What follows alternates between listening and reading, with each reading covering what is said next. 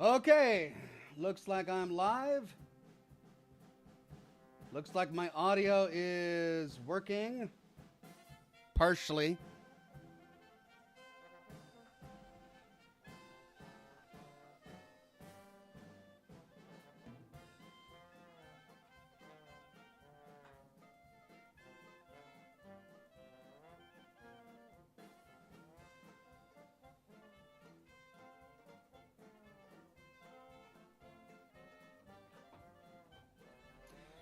Okay, I think it's working. My monitor is trying to tell me that my voice is only in one ear, but I'm not sure if that's true or not. All right, anyway, I'm live. And for those of you who are watching the VOD and you're in the Outer Worlds 2 playlist, this is an episode of Scotch and Smoke Rings. I'll be picking up with the Outer Worlds 2 exactly where we left off in our earlier live stream about an hour from now. This show is about an hour. We have a bit of a Q&A. Then we dive into the game. Chat is saying the voice is in only one ear. Oh, man.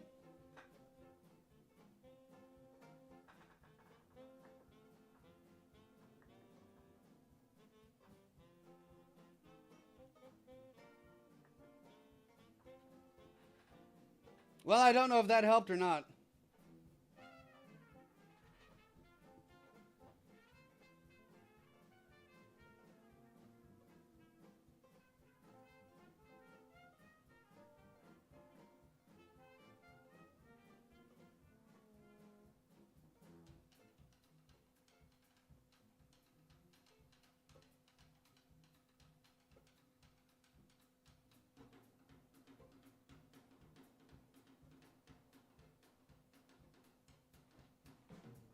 Check, check, check. Test, test, test. Okay, it should be mono now, which will fix the problem. There we go. All right, everybody. Good to see everybody on the program today. We've got your friendly NPC Ranger Ben and Bad Habits on Twitch today, as well as IMG Snap. We've got Random Fandom, Jackal Wise, M4 Drizzle, Johnny, Scoopy Snoopy, Mr. Virus, Lunar Nox on YouTube today. Random Fandom with the first super chat of the day says back to Sisty Pigs 2. Yeah, we'll play a little bit more Outer Worlds 2. I did a 5-hour live stream of the Outer Worlds 2 earlier this morning. So I don't know how much more I've got in me, but I'll definitely give at least an hour of gameplay. I want to see if I can wrap up some of the stuff going on in the zone where we were last at before moving on.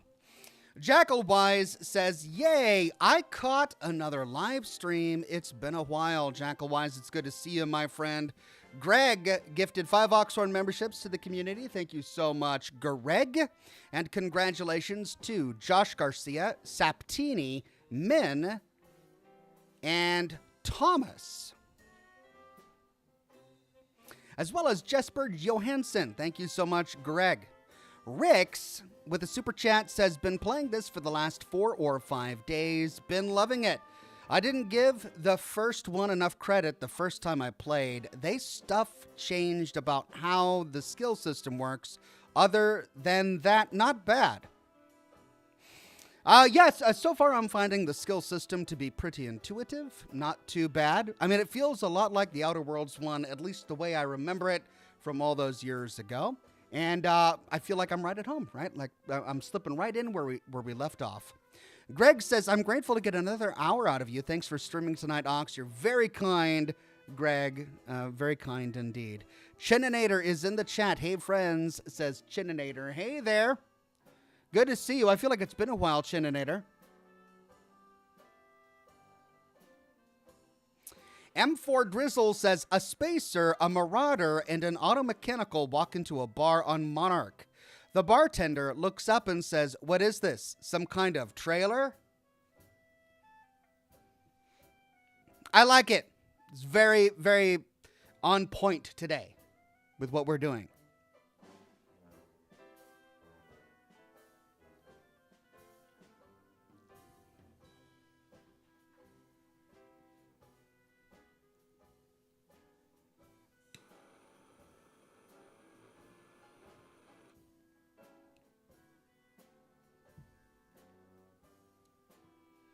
Greg says, Ox, are you playing Outer Worlds 2? Thanks again. Yeah.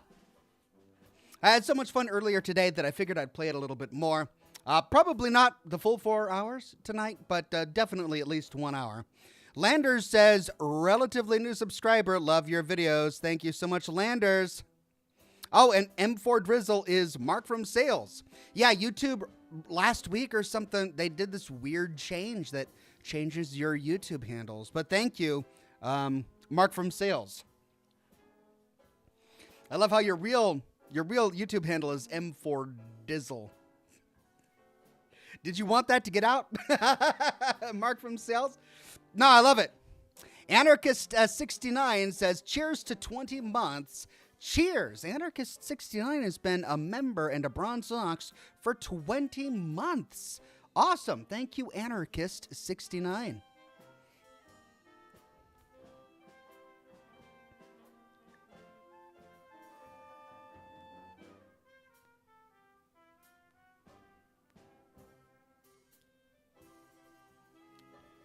Jaron Steed says, howdy, Ox. Stopping by for a moment just to say hello. I'm currently watching a ghost stream of your playthrough of Halo 2. Been a huge Halo, in a huge Halo phase lately. Those old streams have been great. They were a blast. I'm so glad I went through Halo. Gomer says, why are heated seats called heated seats? Because rear defroster was already taken. I like it. Excellent. Thank you so much, Gomer. Bad Habits says, Ox, happy Halloween. I got a challenge for you. Speak in your ghoul voice. Ghoul voice? Do I have a ghoul voice? I don't think I have a ghoul voice. I don't have a lot of voices. I've got like a gruff voice, like I can try to be a little gruffer. Then I've got like an evil scientist voice. And then I've got like an ogre. I'm an ogre voice. But those are really the only voices I have. I don't really have a good ghoul voice. Was one of those one of the ones you were imagining? Jake Benz says, happy Halloween, Ox. All I gotta say is I'm liking the radio stations they put in the game. It reminds me of New Vegas. I'm glad you enjoy them. I'm gonna have to listen to them in a minute. Anarchist 69 says, 20 months as a member, but started watching when you streamed Fallout 4. Not sure how long that's been. Well, it's been a long time. Like, I started making Fallout 4 content, back in 2016. Greg says, if I see a cysty pig tonight, I will donate $100. Do not hold me to this. All right. I'll try not to hold you to it. You are in the right game. That's the thing. Cheng Yang says, guess what this line is from. And that's the full story of Scientology. I'm going to guess South Park. Am I right? Is it South Park?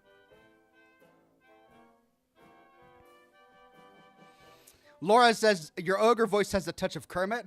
I don't know if I could do a Kermit voice. Yeah, hey, Miss Piggy. I could do a little bit. I'm okay at Kermit. I haven't practiced. I never really thought about doing a lot of Kermit.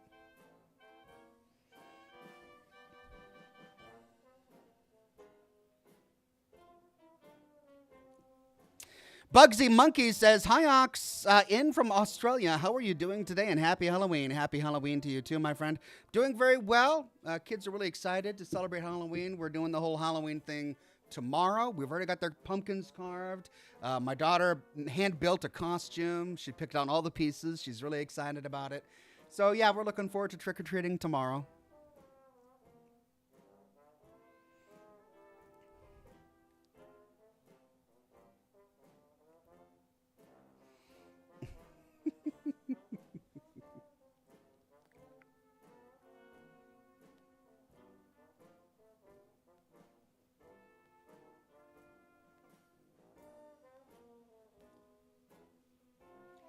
I Draw Toothpicks says, is Kick not going to be available as a stream platform of choice anymore, or just temporary? Regardless, happy Halloween, everyone. Yeah, I'm guessing not. It's not going to work anymore because they severed my authentication. Every now and then, these streaming platforms will want me to re-authenticate my rebroadcasting software, which, I get. Passwords change and they need to be reset. But, I re-authenticate with YouTube perfectly fine. I re-authenticate with Twitch perfectly fine. But when I tried to re-authenticate with Kick, it wouldn't allow me to do it. It said there was some error. I tried logging in to fix it. It still wouldn't work. I tried issuing a help ticket. No one got back to me. So I was like, okay, I'm not going to waste time on this. Jake Benz says, what kind of shoes do frogs wear? Open-toed shoes.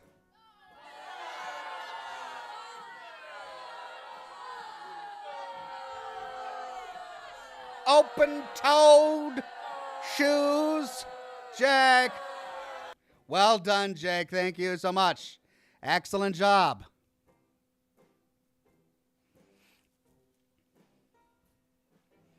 Greg Williams says, can we get your best old man voice? Oh, you old whippersnappers. Oh, get off my lawn. I remember back when I was young and I had joy in my life. Oh, that doesn't sound good. It sounds like I'm hurting my throat. I don't think I want to continue anymore. No. Besides, if I just hang out long enough, I will naturally acquire an old man voice without even trying.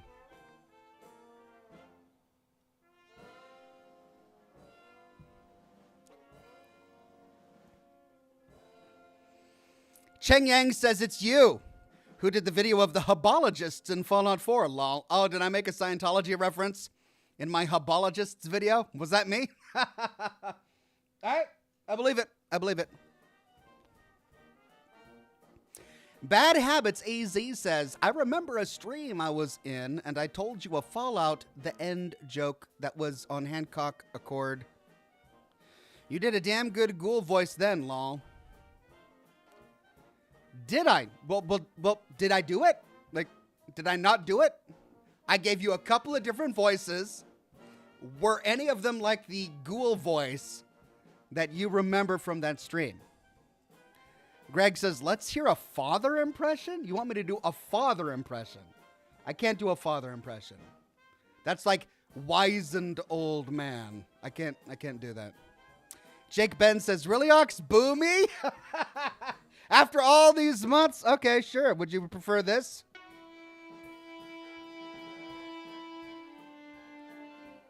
It's a sad violin, Jake. Because comedy from Jake has died. And we're all sad. At least I didn't give you the sad violin. It was just a little booing. Just a little booing.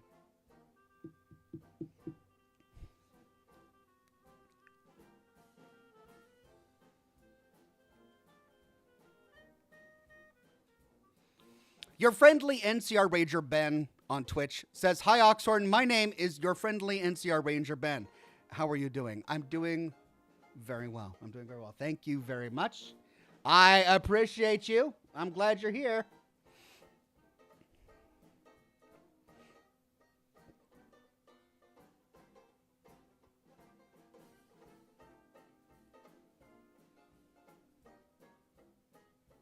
Clell Big says, wow, Ox, now I really want to leave a flaming bag of poop on your porch. Get off my porch, you damn kids, and your flaming bags of poop. Oh, no respect for the elderly these days. I hope you don't. I hate poop and fire. They don't go well together. Jake Ben says, wow, now you're sticking it to me, lol. I mean, at least it wasn't a sarcastic laugh.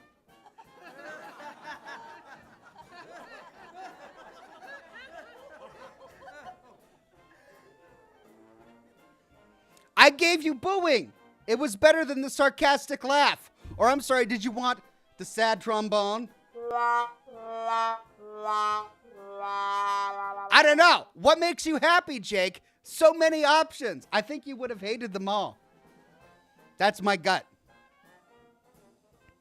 Paul Kopax says, "Hi Ox, I'm upgrading my computer. It's an Alienware R10 with an RTX 3060 GPU. I'm looking at an RTX 5060 Ti, but what brand do you like, AMD or Nvidia?" I don't really have a preference. I built an AMD computer many years ago, and I remember at the time that I had a lot of hardware and sometimes even software conflicts with my AMD cards. So I remember that being a problem, which is why I switched to Intel afterwards. I did AMD, and then I forget what else for the graphics. But I went Intel and GeForce and NVIDIA with my recent build. And it's been okay. I have had some problems, but I think that was an Intel chipset problem, not a graphics card problem. Gianna says, "Hey, Oxen fam, hope you're doing well. I'm currently reading book 52. Book 52. You are on a roll, my friend. Congratulations. Already on book 52.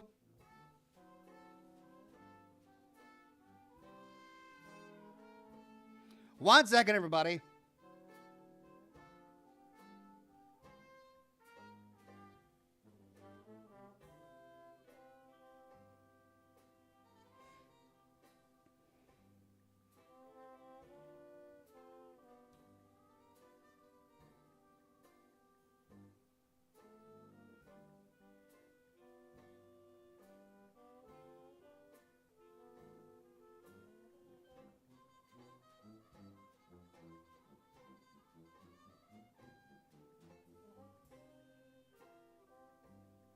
Almost done. Sorry.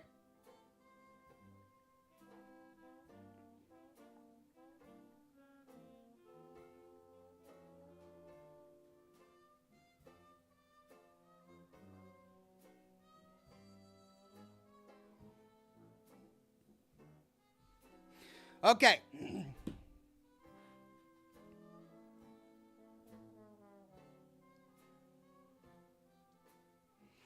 Bad Habits says, "Your old man voice kind of sounds like Harold." I guess it does a little bit. Harold's got such a unique voice. He's such a cool character. I love him. Mark from Sales says, "Sisty Pig is disgusting. You'll never see something like that. Only the finest quality ingredients down at Ponte's Pizza." What a great game that was. I miss it. I want to replay it. Jake Ben says, "What makes me happy? A good cigar and scotch, lol. A man of culture." I Draw Toothpicks says, "Also, who won the skeleton costume contest?" Nobody. Super Oxhorn fan here. Thank you for the explanation. Glad to be here. Thank you, Super Oxhorn fan. Random Fandom says, "Give Jake the Eulogy Jones theme song." I should map that into my soundboard. I don't have it mapped. That's a great idea. Yeah, I should do that. Sheng Yang says, "Here's a Fallout 4 joke. Why did Clint betray the Minutemen? Because he wants good intentions." Which is the name of a unique laser rifle. Clint, the gunner, he betrayed the Minutemen, enjoyed the gun. It's a Fallout. I get it. It's good. And most of us got it. We're right there with you. Bad Habit says, "To answer your first question about impressions, the first one was closest, lol, but the first one I heard you do sounded just like Hancock."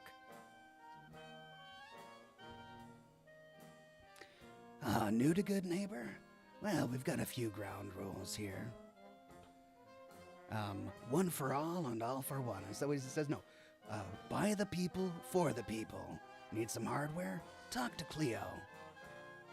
And just remember, who rules good neighbor? Hancock rules good neighbor. All right, how's that for a ghoul voice? I did. It's a little bit. Not too bad.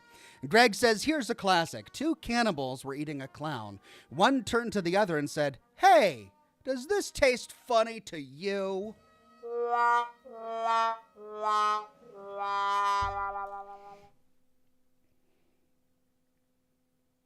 1 second.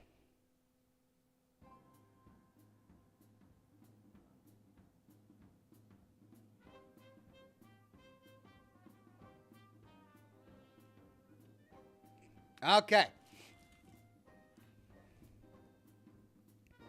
Chininator says, Ox, have you ever read the Stormlight Archive series by Brandon Sanderson? It's incredible. I just finished it. Stormlight Archive series. No, I've never heard of that. Brandon Sanderson. I'll have to add that author to my list. Thank you very much. Landon Baker says, haven't ever seen you live after 3 years of watching Oxhorn Fallout vids. Well, there's a first time for everything, and I'm glad you made it here. Jake Ben says, why do melons have weddings? They can't elope. Cantaloupe is a melon. So. Oh. Change of pace. I got a new prop.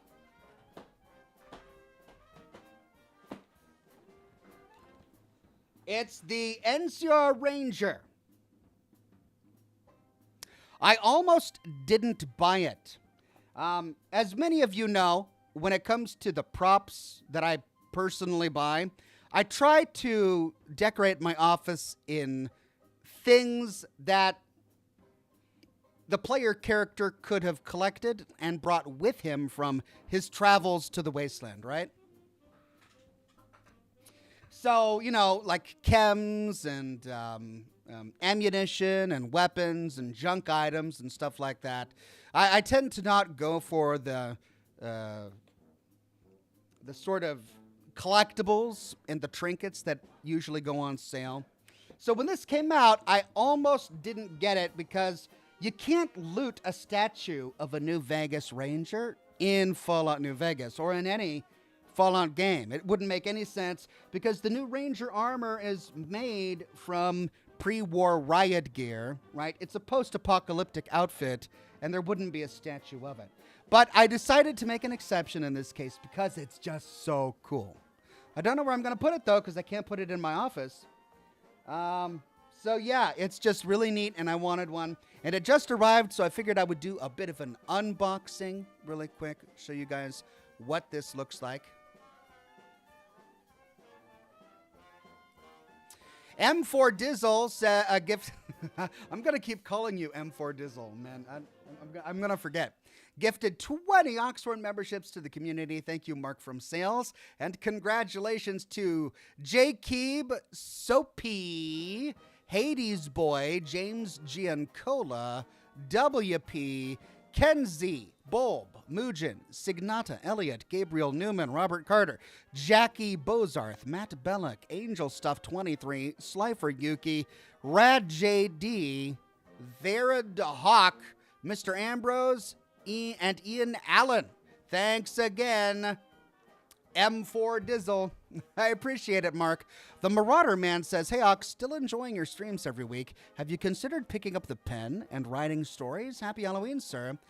I actually wrote a book. I wrote a novel many years ago, and I self-published it, and it's currently for sale on Amazon and Lulu. Lulu has a hardcover copy. Amazon has a paperback. And, yeah, I haven't written in a very long time, but I hope someday to be able to get back to it. Brandon Beltfed says, heck yeah. More Outer Worlds. Play as much as you want, Ox. I'll keep watching. Remember when some thought Outer Worlds would be the Fallout killer? Fat chance of that. Just the Starfield killer. Cheers. I don't think Starfield needed any help. Starfield did that on its own. No, it's just such a very different type of game. It's its own thing. It occupies its own space. And that, I think, was their intention. Chininator says they're calling it the spiritual successor to Lord of the Rings. Oh, I see. Pretty cool. Okay. So, the prop. Let's go over it. First, packaging. It came in a box. I took it out of the box, and this is it. No tape on the package. There was some damage in the box. Like, see that? But I'm not one of those guys who collects the boxes. I've never understood that. There are some people who really like to collect the boxes that their collectibles are in. They collect the collectible, and then they collect the box. which apparently Bethesda knows about because one of the big things that they announced during Fallout Day was that they were releasing a new version of Fallout New Vegas with a new collector's box. I mean, it's the same game. It's Fallout New Vegas, the same one. It hasn't changed. It's just in a collector's box now. So you're essentially paying for a box. I always throw the boxes away. Doesn't everybody do that? Anyway, so I'm not going to keep this box. But there are some people who might be upset. So if you like boxes, if you're big on boxes, you might not want to get this because mine came damaged.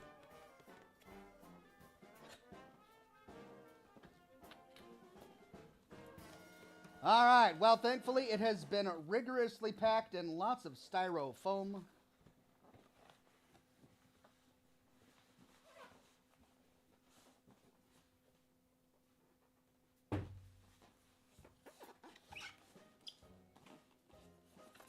Front. Back. I don't know if you can see it. Back. All right, so that's the front.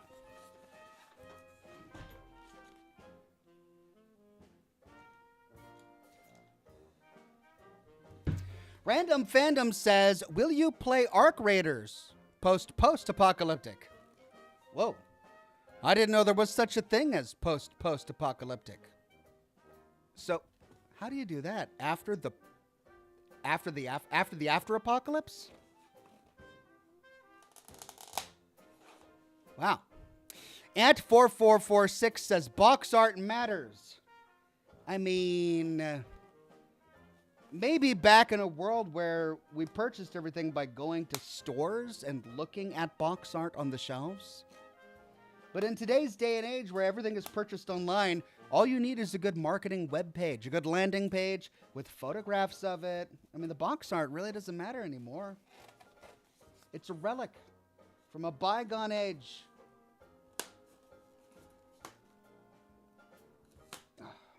It's taped up really good.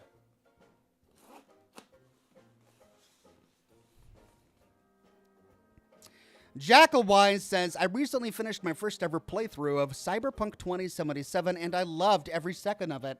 I don't know if you ever played through it, but it's far better than it was at launch, way more stable and very fun. Oh, I played through it. I played through it on launch day. I played through it with all of its problems and all of its unique charm. And I enjoyed it, I have to say. I did really enjoy it. All right. So, I have released it from its shackles. Let's take off the front. All right, there's the front styrofoam. So far, so good. Oh, that gun looks fragile. I can already tell that this is going to be damaged if I ever let it within reach of my kids. Oh, dear.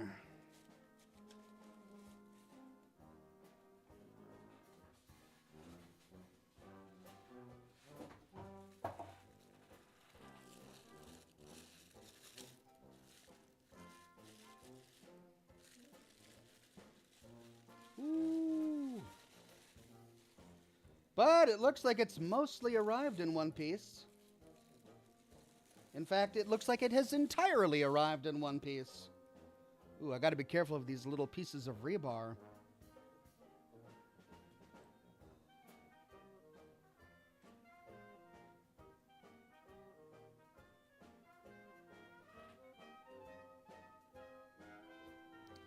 All right, and there it is. So he's standing on a slot machine. That's the ruins of a slot machine. There's a drink in the ground. Presumably that's a sunset sarsaparilla. I don't know if you can see it. And there are just shards of concrete with rebar sticking out. And there he is. He's got his Ranger Sequoia with his Ranger armor. Okay. All right.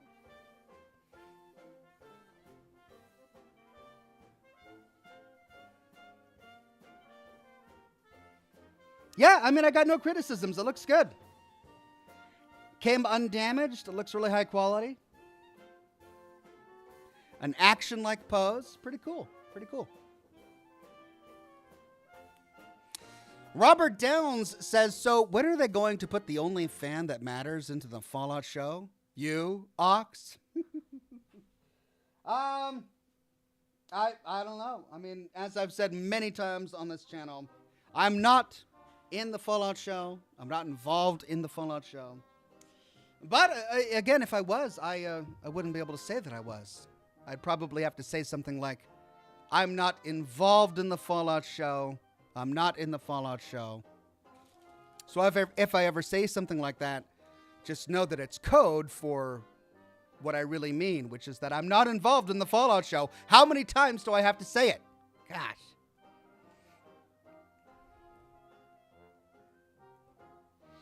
Well, I need to put this someplace now that I've opened it, so that I don't break it. I'll just put it on top of my computer for now. Looks good. I like it.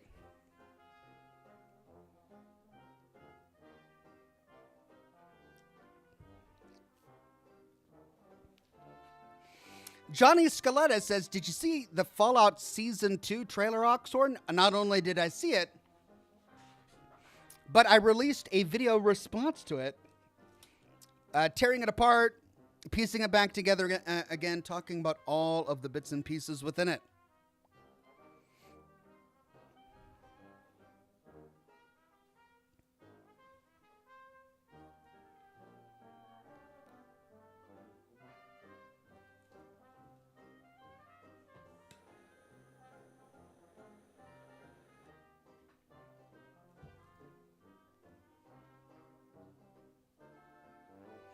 Tony says, you were out reading lines for Caesar 2 days ago. I just know it. Now, I could never play Caesar. I don't know enough about Hegelian dialectics. Gianna King says, once I'm finished with this book, I'm going to see how many books I averaged by year's end, as well as how many I finished. That's great. I'm glad you found something and stuck to it.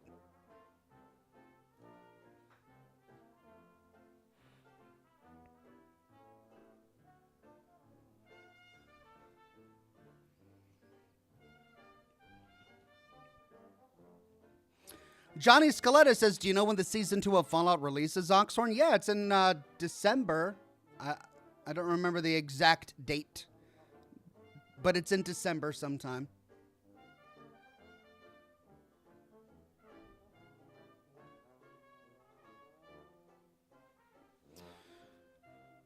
Good to see everybody on Facebook. Roman Granados, Toby Noble, Jason Roy.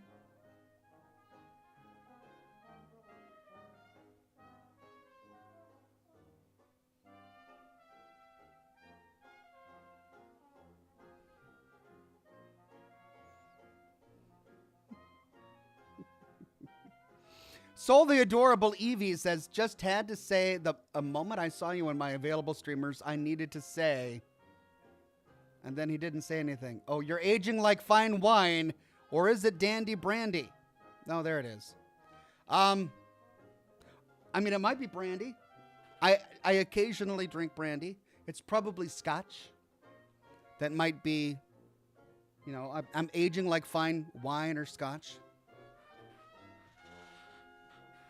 Or maybe rum. I'm aging like fine rum, like spiced rum. I like that. Aging like spiced rum.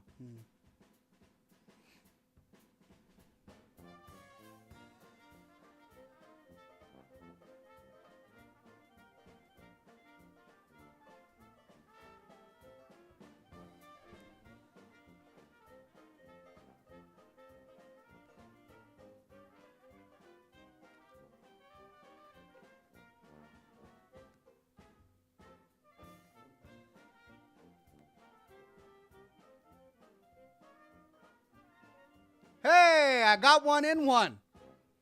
Did you see that? I blew a ring into another ring. It's hard.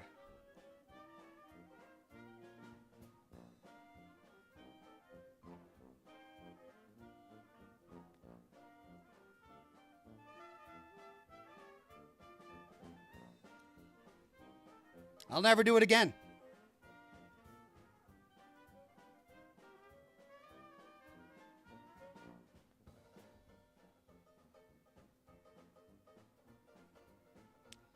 Deuteronomy says, for your information, Ox, you missed a secret. Your observation showed in the room with the mental refreshment data. Sometimes you need to be observant to see the icon on the HUD.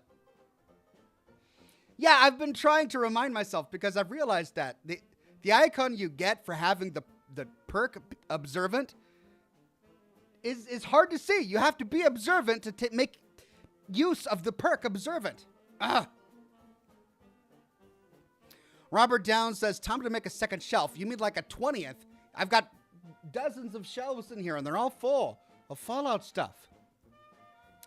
Autonomous 1374 with a very generous super tip. Thank you so much, Autonomous. Says, hi, Ox. Been enjoying your channel for about 5 years now. Big Fallout fan and have been watching all of your Fallout lore videos on repeat now. From Fallout 1 to 76. Can't stay long since I got to work tomorrow around kids. Wanted to say hello. Well, thank you very much, Autonomous. Have a wonderful day at work tomorrow around those kiddos. Enjoy Halloween with the kids. And thank you for stopping by. Zorocosis says, I've loved your content for years, and your Red Snapper video was what first drew me in. Wow, my old World of Warcraft Red Snapper video from like 2005. That's great. Every now and then someone will stumble in who is familiar with some of my really old videos. Thank you for sharing your talent and for always being authentically you. Well, thank you very much, Zorocosis. Delicious Milk says, how you doing, Ox? Just finished with your Mad Max series, and I gotta say, what a great underrated game. Yeah, it was a really fun, solid little game. You know, I wouldn't call it stunning. I wouldn't call it amazing, but it was worth the money. It was a lot of fun. I enjoyed it. It's really the only Mad Max game I think I've ever really enjoyed. The only piece of media that really made me want to spend time in the Mad Max universe.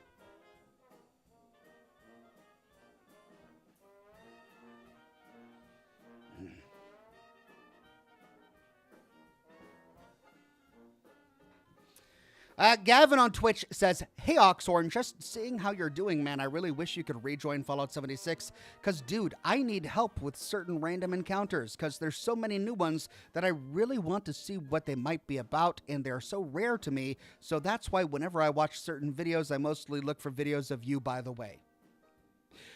Well, I did a video on random encounters in Fallout 76 a long time ago, and I know there are a lot of new ones now. But when I did that video, I actually found a map that had locations marked on the map where random encounters spawn. And I farmed many of those encounters simply by following the map. I spent a lot of money on fast traveling.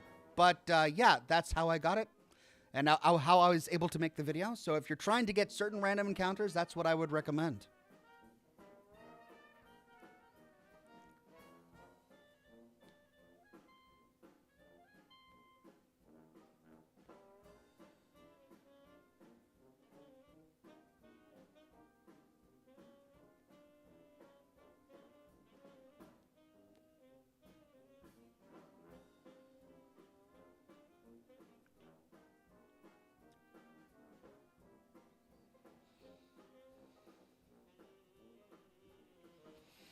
Derek on Facebook says, watching you from YouTube on my TV and commenting on Facebook.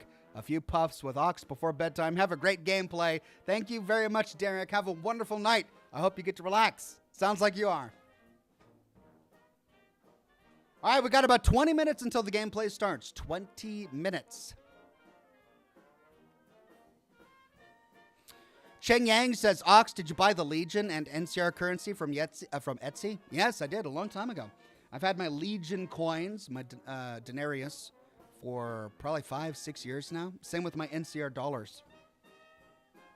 They're stacked right over there. Retro Wave became a bronze Ox. Thank you, Retro Wave. Knack Lonely 0323 Says, hello, Ox. I've been watching your Fallout series for years and years. My question is, I wanted to ask, how come you never did your series on the Elder Scrolls, considering that it's made by the same gaming company? Just curious. Well, all right. It's kind of like how some people like burgers from McDonald's, but not from Burger King, and vice versa. Yeah, they're both burger joints.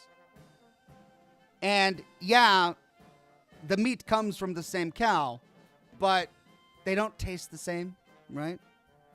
I played Skyrim in its entirety. I live streamed it on this program. I've played Oblivion in its entirety. I live streamed it on this program.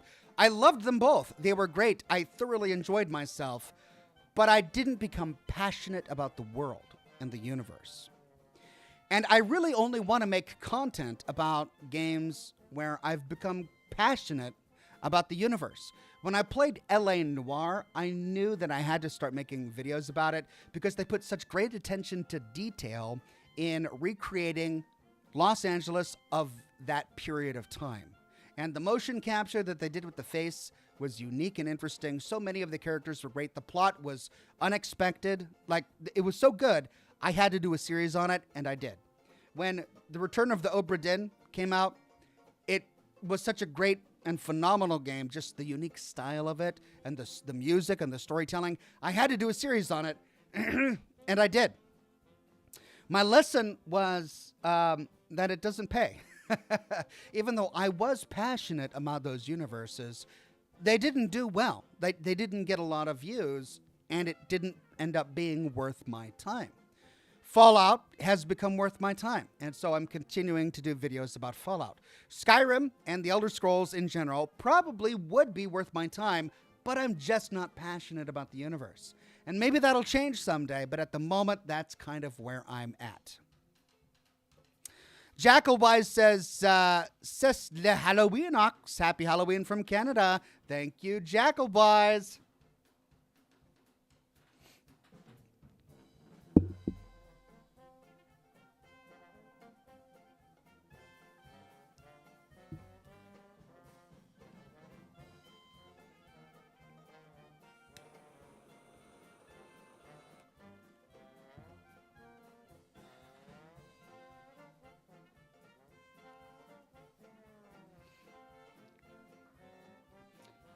Thomas McCormick says, "Lolox, you did not play either game in anywhere close to their entireties, maybe closer to 25%, but your point still stands about not being passionate about it."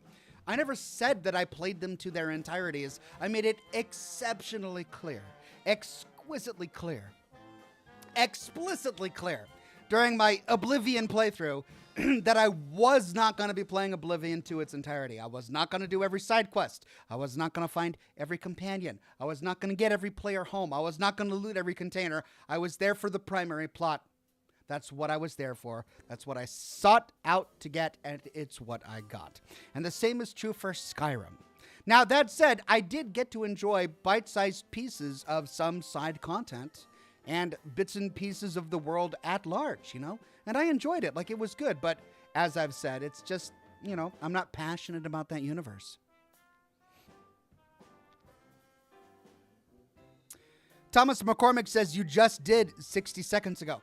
I played the primary plots in their entirety. I didn't play the entire games in their entirety. Like, I played the primary plot. I got from the beginning to the very end. But I understand that in a Bethesda game, there's a ton of other stuff. And I didn't do the ton of other stuff. Okay? That Ginger Kid HD says, "Hello, Ox. Loved your vids. I'm new to the channel. I'm currently finished in my playthrough of Fallout New Vegas.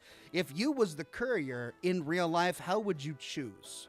I actually did a video all about that when I did my series on the full story of Fallout New Vegas.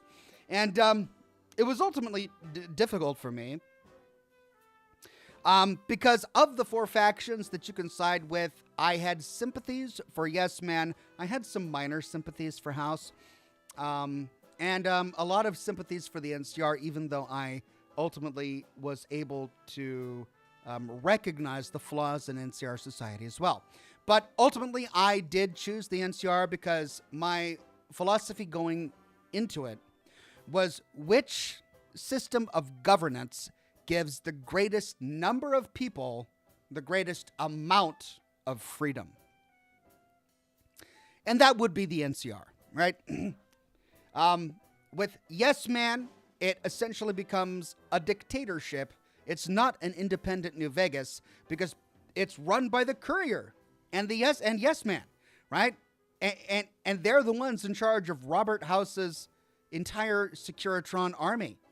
And another downside about the Yes Man ending is that Yes Man leaves. He goes to upgrade his personality, something that he chose to do on his own without consulting the Courier or anyone else, which means that he's got signs of self-determinism, which means that he's an AI in charge of Robert House's Securitron army who's about to go upgrade his personality to become more assertive, and he's exhibited signs of self-determinism. That's really bad.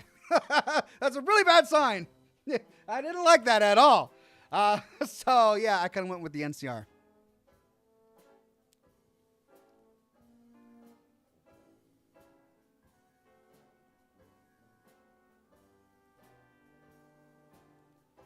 Jared Johnson says the NCR makes it hard to like them.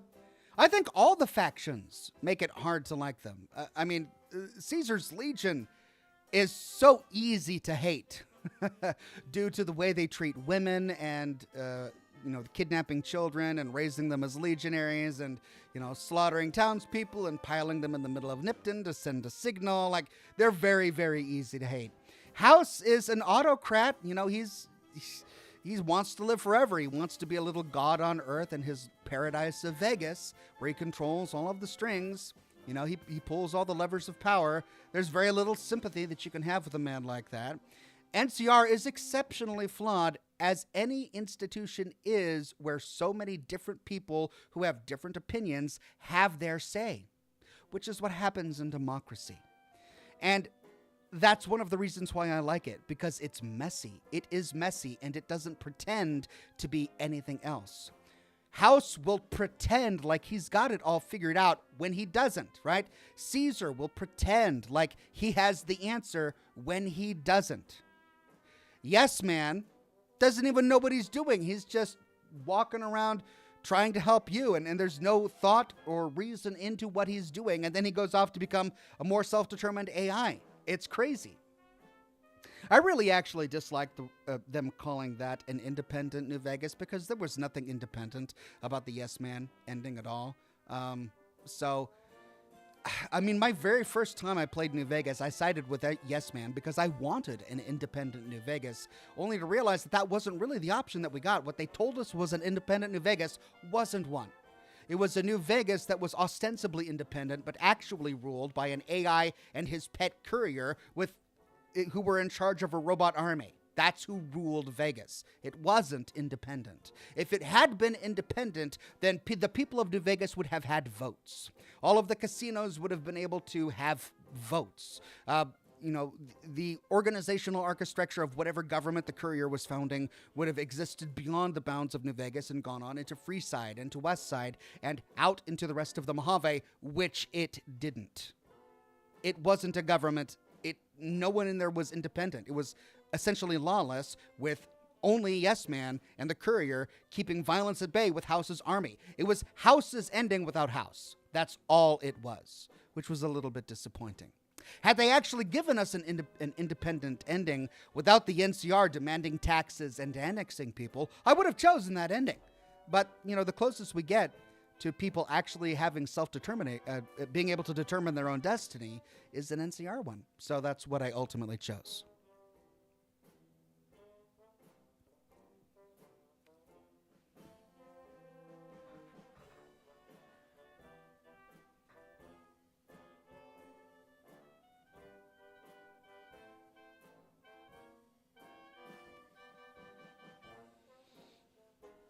Gavin on Twitch says, yeah, the main reason why I don't go for House usually, but when I was going through it, I did pick House at first. I don't pick House for major reason. To me now, I know he is pretty turned himself into a ghoul than a partial AI, but he's a greedy businessman at the same time. He's made more destruction than good, especially since he knows the bombs dropped almost all the companies new in my eyes. So the only reason that I have some sort of sympathy with House is that the only reason Vegas exists is because of him. He's the only person who had the foresight to put defenses in place for Vegas, and those defenses mostly worked. Not because he's magnanimous, it's because he lived in New Vegas. That's where he lived, and he didn't want to die. And what is the point of power if you don't have people over whom to exert that power? He needed people to survive. He needed a casino paradise to survive so that he could awaken and have power. But it can't be denied that he saved a lot of lives. And he saved an entire city. And that's really true, right? So I do think that he wants to save lives. He's not bloodthirsty, but he wants to save lives as sort of an accident. It's incidental to him maintaining life, wealth, and power, which ultimately isn't conducive to freedom and voting and people being on an equal footing. And that is what I'm more interested in when it comes to a government for the wasteland. That Ginger Kid HD became a gold ox. Thank you so much, that Ginger Kid HD.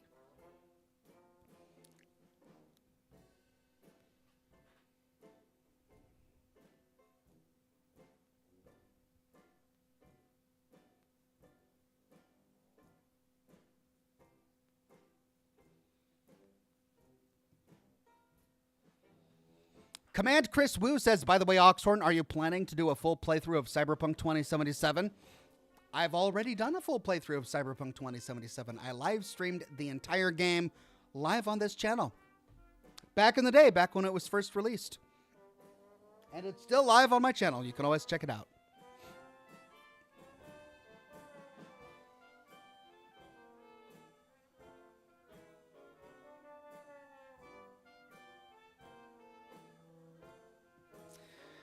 Jared Shover on Facebook says, hi, Ox. I have a theory about the Fallout TV show. What if Mr. House being alive is a misdirection? What if people find out that all there is a just pre-recorded AI? That would be really interesting. What somebody came by and told me on the program, I think it was last week, it was a really clever idea.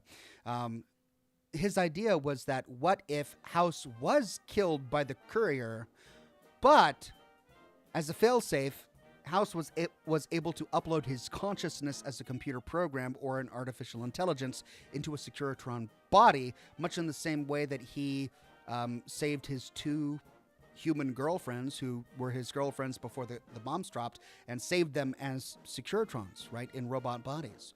What if he did that to himself just before he died, which would allow the showrunners to create a narrative that doesn't depend on the choices of the courier. That would be a really clever way to get around the conundrum of what did the courier choose to do.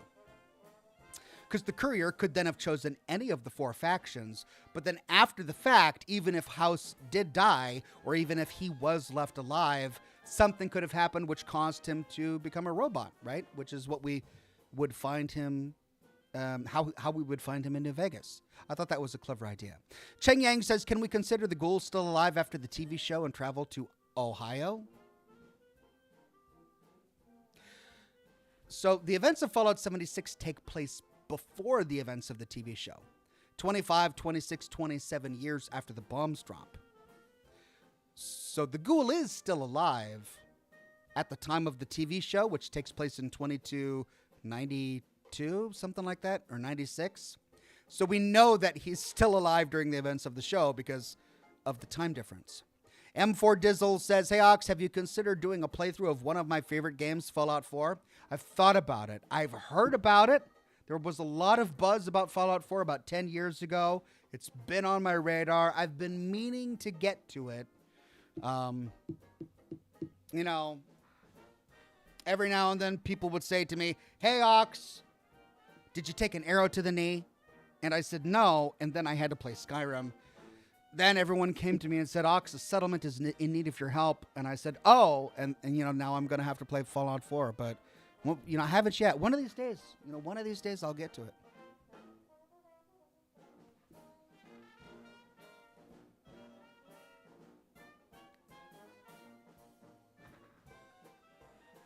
All right, about 5 minutes, and then we dive to the game.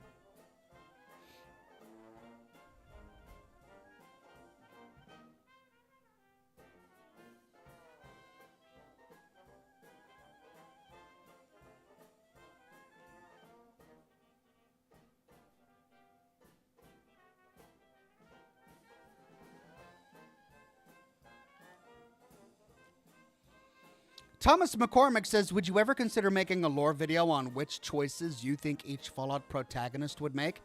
Like what Nate and Nora would do based on their past, etc.? That's really interesting. I don't know if it would be easy to make a choice like that for any Fallout game but Fallout 4. But in Fallout 4, they do have clearly defined pasts as adults. Off the top of my head, I think Nate would probably gravitate towards the Brotherhood of Steel. Nora?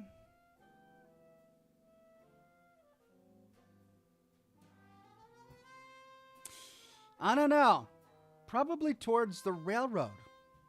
I mean, there's cut content in some of the terminals inside Sanctuary, where we learned that Nora not only had been a lawyer, but she had worked on cases trying to defend the rights of minorities who had been disenfranchised.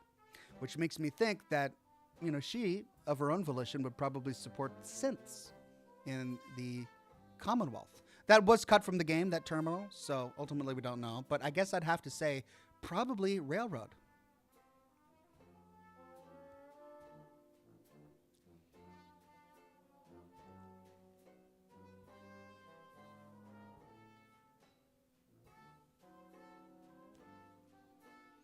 Samurai Ravon says, lol, is that all it takes to get Ox to play a game, to use a catchphrase?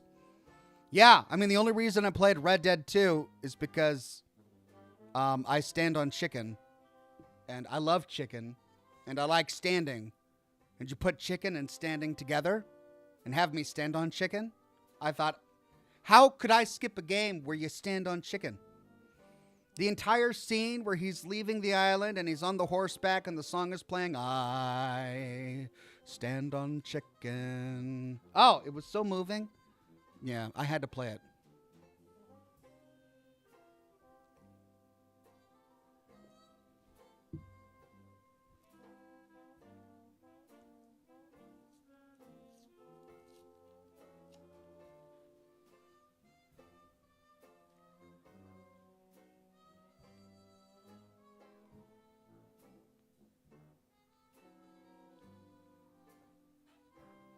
Two minutes.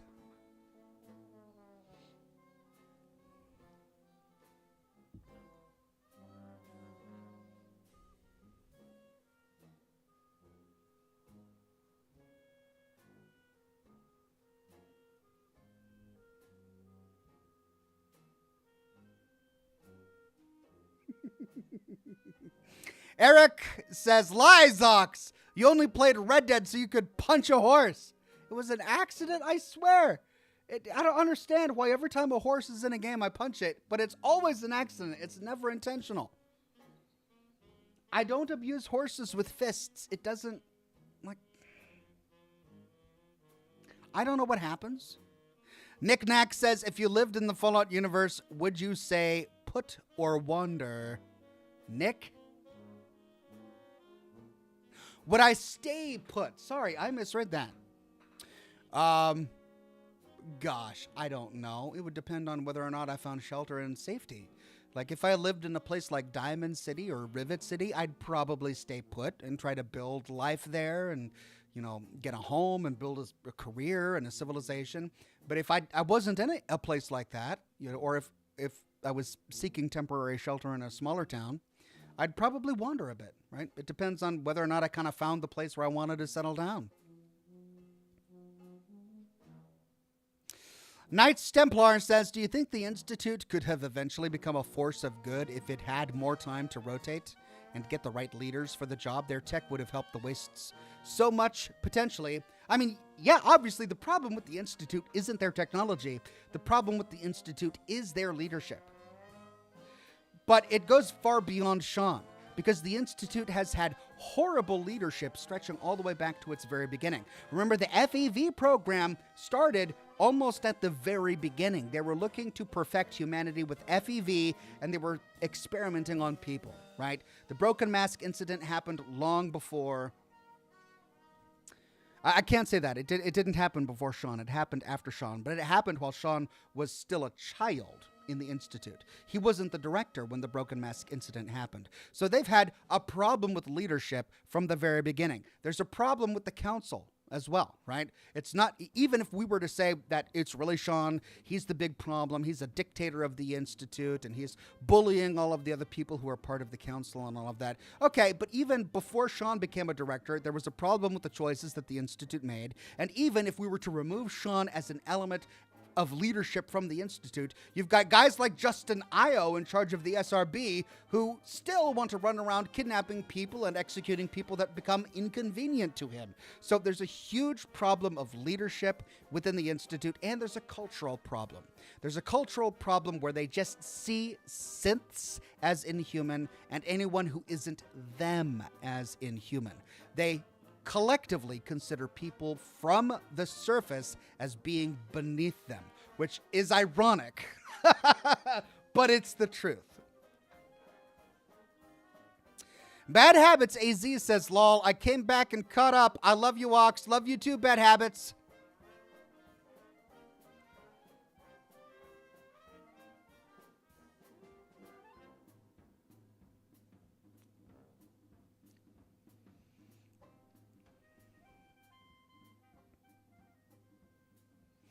Angel Salazar says, did you kill a chick in Skyrim?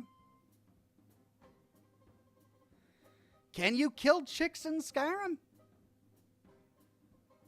Like if you stand on them? I mean, it's different to stand on a chick than a chicken. Like, you can stand on chicken, and it's great. But standing on a chick, that doesn't make any sense. No, I wouldn't stand on a chick in Skyrim.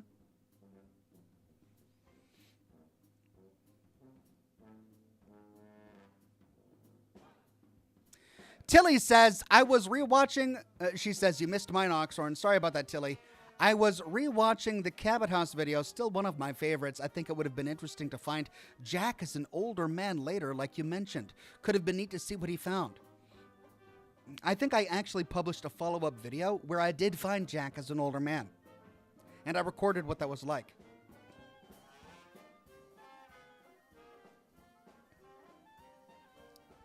DJ Mark says, how far into the game are you? Are you liking it? I am really liking it, and I'm not that far in the game. Bad Habits says, who do you think would win in a fight, Raoul or Hancock? Ooh. A ghoul fight. That's tricky. I mean, Hancock, he took down Vince, crime boss Vince. He had help, though. Raoul, I mean, he's lived for so long as a gunslinger. I don't know. That's tough.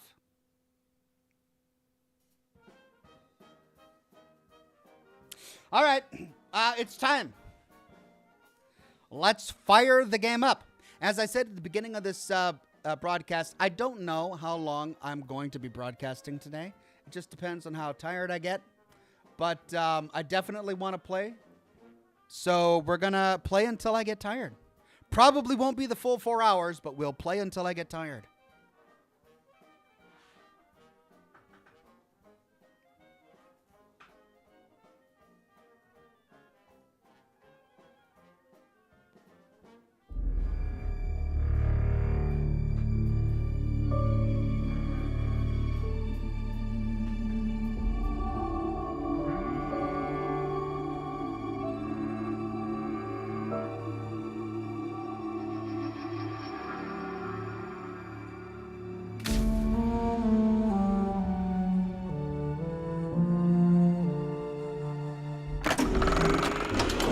That new game smells wearing off. Let's just get down to business.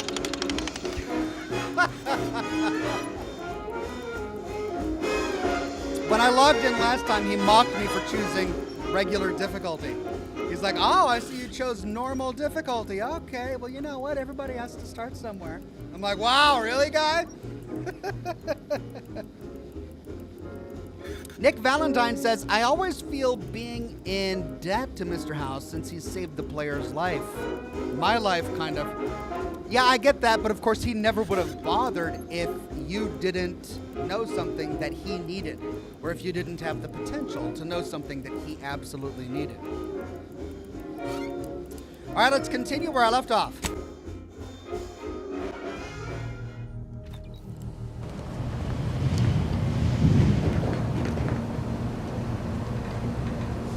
New station available.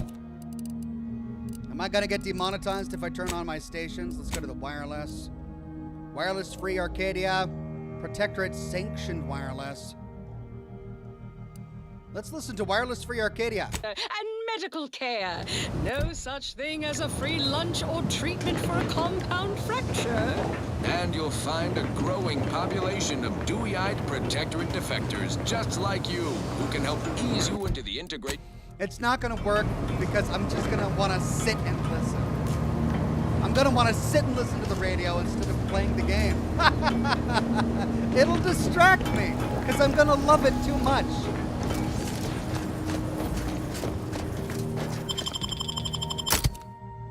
All right, Niles and Inez. Ah, Sisty Pigs! Hey, somebody owes me $100. Greg, that was you. Sisty Pigs in the loading screen. Greg, I want my $100. Kidding. Don't send me $100. I was joking. Greg.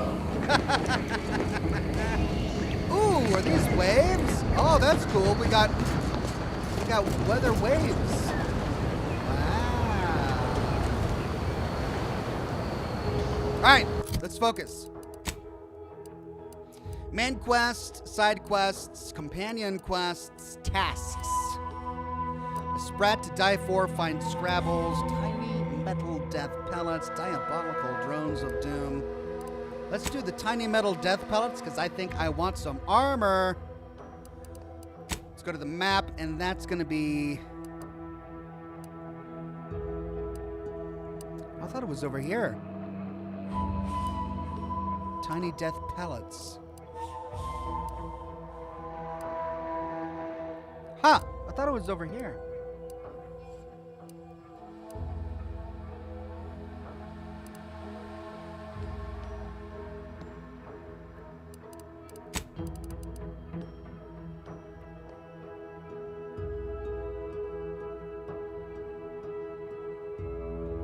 I mean, I have more ammo. I thought it was going to allow me to find more metal. Okay, let's get rid of those drones. Bad Habit says, that's not a cannonball. I'll show you a cannonball. Shaw. If you know, you know. I don't know. That went over my head. Greg says, I'll get... With a $10 super tip, he says, I'll give you $10. I'm a man of my word, mostly. Thank you, Greg. Yay, I got the Sisty Pig $10. All right, that should mark it on my map. Yeah, diabolical drones of doom. All right, let's go kill drones. Looks like we've got a location right here, though. Search for Jackson Plum. Let's set that to active, because we could walk right there. Yeah, it's right over there. Oh, but the road is over there. Okay, so it's going to be easier if we fast travel here and take the road over here.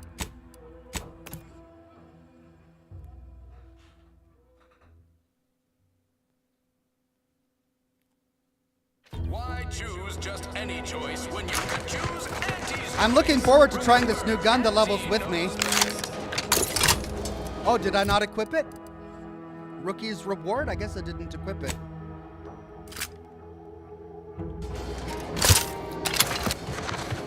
There it is.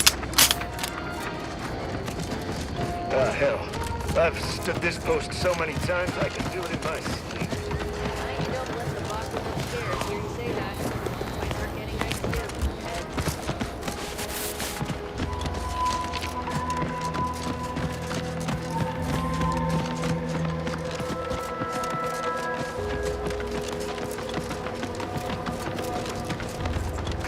Sagacity with a very generous $90 super chat.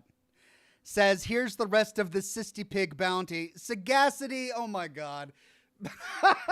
Between you and Greg, oh, thank you so much. Extremely kind. Unnecessary. You really didn't have to, but you're great. Thank you so much. You got me the rest of the bounty. Okay, so that's an elevator going. Hey, repair elevator.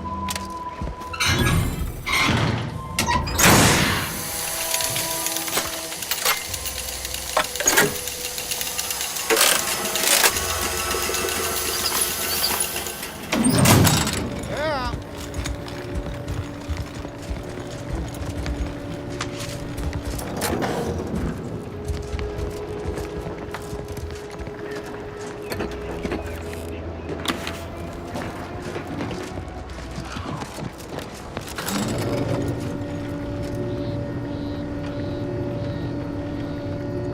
Spire Grove.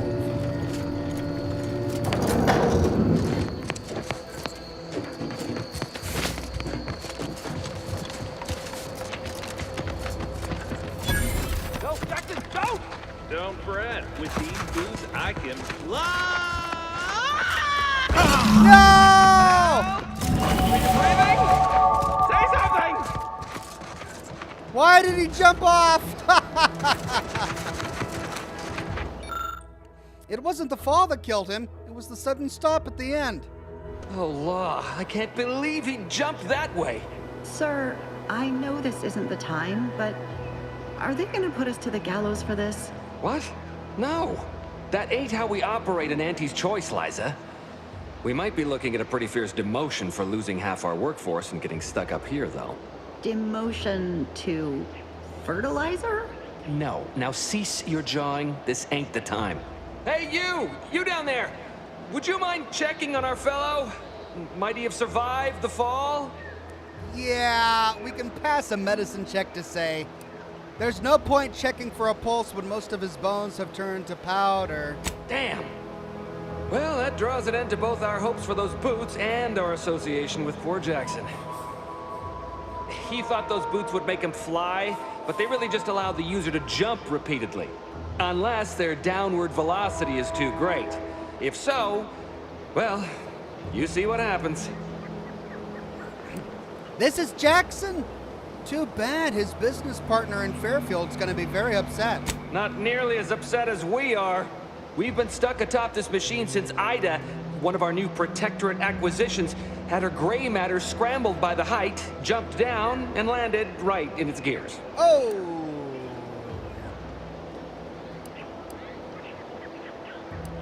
If she was scared of the height, why would she jump? I can't fathom no sensible motive. She joined us shortly after Auntie liberated her with the freedom of meritocracy, and she seemed happy enough. Were you not listening? She said she'd always be a loyal subject. It was part of the endless inculcation we endured in the Protectorate. It can prove insurmountable for some. The notion that she'd sacrifice herself, even after seeing the vast possibilities in staying alive and climbing the corporate ladder, it's just impossible to cognize. If I were you, I'd be much more concerned with how you're climbing down. There ain't no way off this platform besides jumping, and you've seen how that ends. But you being down there makes you uniquely qualified to help us. The reason Jackson tried using those plasma thruster boots was to gather a piece of machinery we'd spotted on a little table halfway up the spire. It's a drive overloader. If we install it, we can push the platform's arm hard enough to, well, to grind old Ida out of the gears. Though the power of that overloader will deluge the system and, well, overload the drive and burn it out all permanent-like. But desperate times and all that.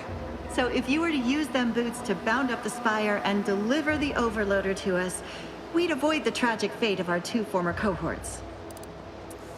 Okay, so take the boots, bounce up the spire, grab the gadget, and bring it to you? Why should I go to the trouble of helping you? What? It's your duty as a subject to... No, Liza, remember, you're not Protectorate anymore. So, what have we talked about? A duties only. Discharged if the disbursement is dutifully deserving. Right. Sorry, I'm just a little flummoxed by being stranded up here. So, bits, stranger. We'll give you bits if you get us down before we starve. All right, that's what I wanted to hear. How exactly do I get this done? Poor Jackson wasn't raised in the Protectorate with a mind for science and mistakenly thought the word thrusters meant he could fly. So he jumped the opposite way I told him. They're experimental. We'd not laid eyes on them before, but the data we found with them says they were actually designed to let people hop their way up the spire. If you activate the plasma thrusters when you're already airbound, they can give you a fair bit of extra boost. It should let you turn a quick hop into a surprisingly grand vault. Hey, yay, I can pass my Space Ranger check to say, fear not, heroes like me are trained to use technology that hasn't even been imagined yet. What? But that doesn't make any... Look, are you gonna help us or not? Indeed. I'll take a few moments to master your boots and then rescue you shortly. Oh, thank the Sovereign. Thank you, stranger. We are eagerly anticipating a long life utterly absent of starvation. Okay. Why are the plasma thruster boots?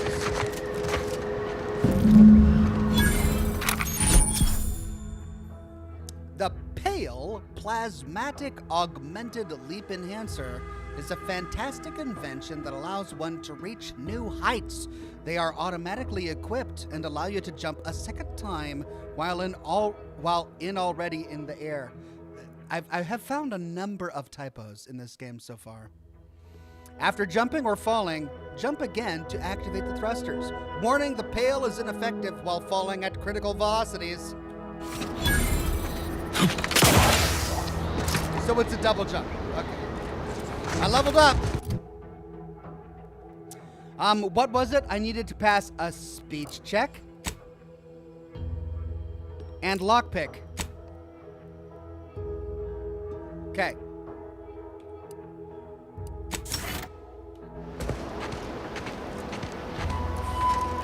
Right. Easily distracted. Your skills are erratic to say the least, but a jack of all trades is oftentimes better than a master of one. You can raise more skills faster, though it'll be harder to ever maximize any particular one. Effects. When leveling, you can only add skill points into your lowest non-zero skill, or any skill you have no points in already, but you gain 1 skill point gained per level. Oh.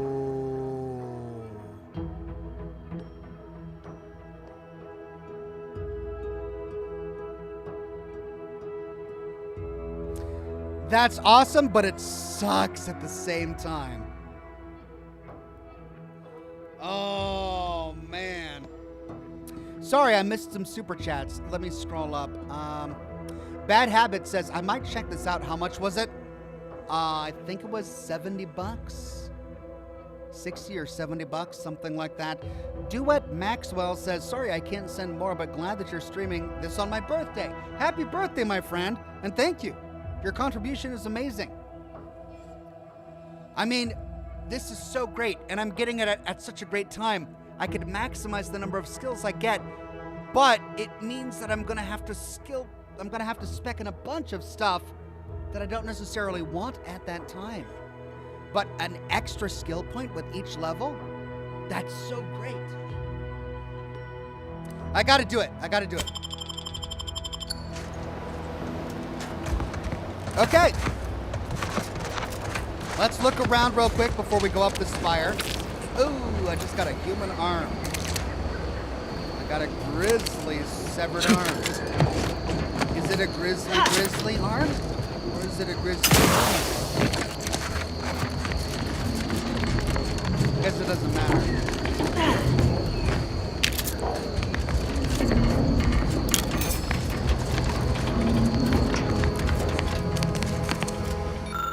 The practical application of sweet berries.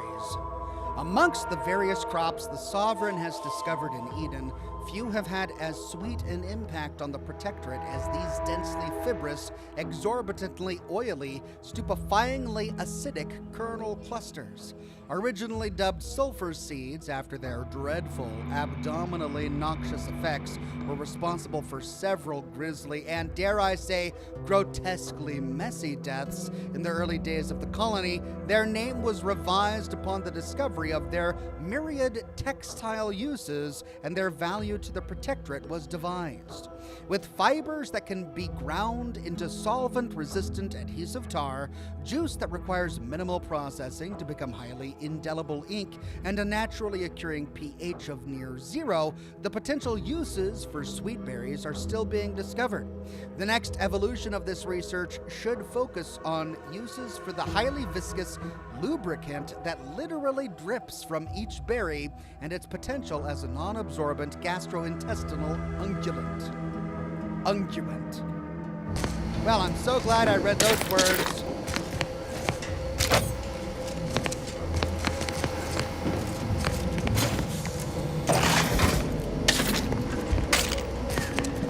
Okay.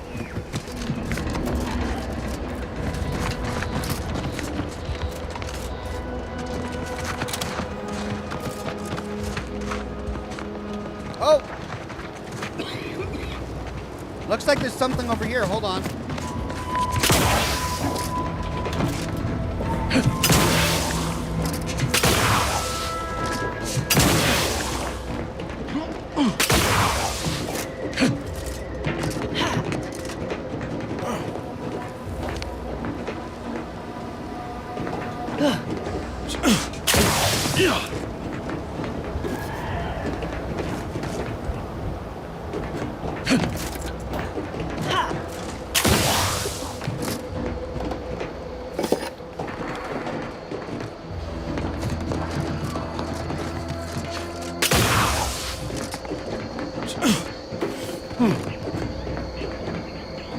Oh, I guess this is the path I was supposed to take. I think.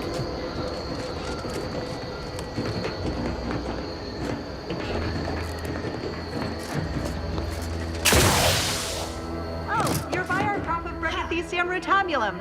They're found in bandages and burn tinctures.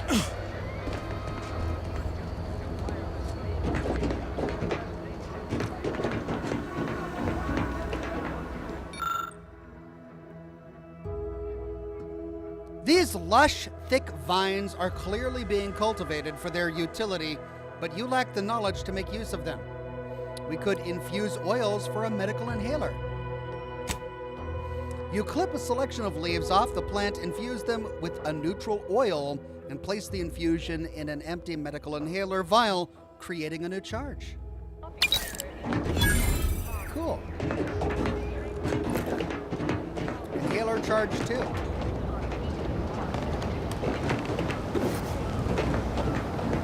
If you don't have that drive overloader, ascending may be a waste. Drive overloader. Got it.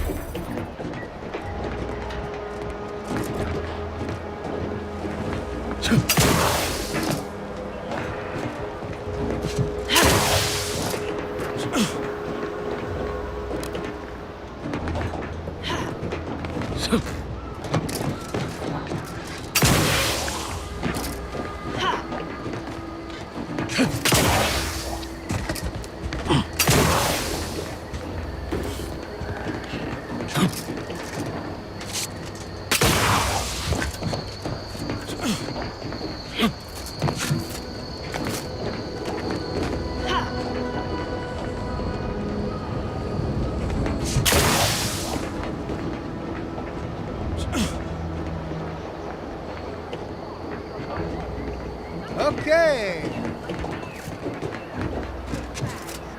That's it? It was that easy? And that's enough negative reinforcement for now. Until That next was some time. impressive climbing. Poor Jackson could have learned a thing or two from you. Starting with the right direction to jump, I suppose. Now let's see about bailing you out, shall we? Wonderful. Get us down, and I'll happily compensate you in accordance with standard Auntie's Choice urgently improvised extortive standards. think only what to buy. We've certainly found our way into a most harrowing circumstance, At least I'm glad I'm not alone. Angel Stuff says, I want to thank the community for the gifted membership, as it has been a while since I've been able to be a member. Happy spooky season, Oxen Chat. Happy spooky season back at you. Bad Habits says, what are your favorite weapons so far? I haven't explored many of them, but so far I think my favorite is the lever action rifle. Required info not found. I'm sorry about your friend Jackson. Losing a compatriot is never easy. He hadn't been here terribly long, so we weren't particularly familiar. Like me, he was also former protectorate, but he was not raised in Fairfield, so we'd never met before. Still, he seemed like a friendly, kind sort, albeit a headstrong one. I'm sorry he's gone. I'll be back. Please do hurry. I've lost count of how many meals we've missed, but it is closer to many than a few, and we're starving. I mean, you're surrounded by these berries. So long ago, Yes?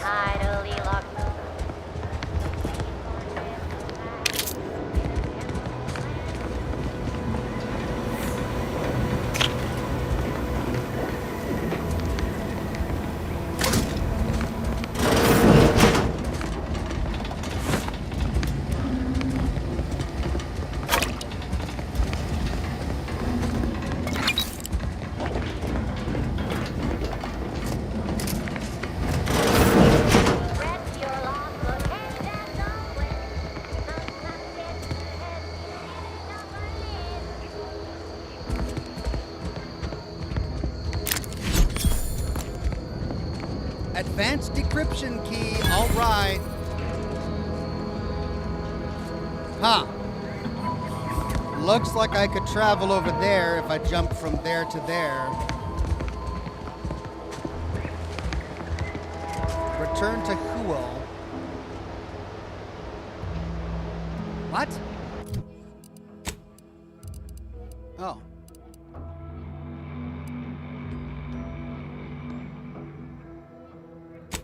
It switched my quest.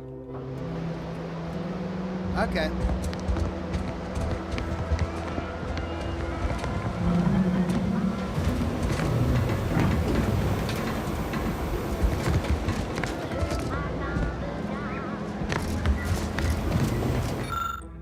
The harvester's lifting armature has ground to a halt and needs a drive overloader to allow it to push through the obstruction.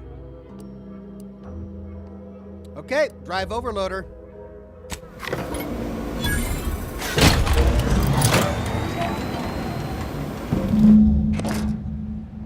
Don't show me. I don't want to.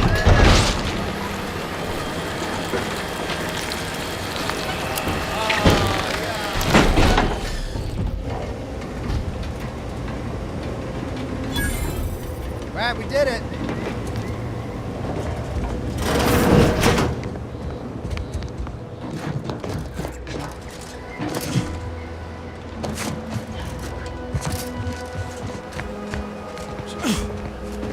Oh, thank the law.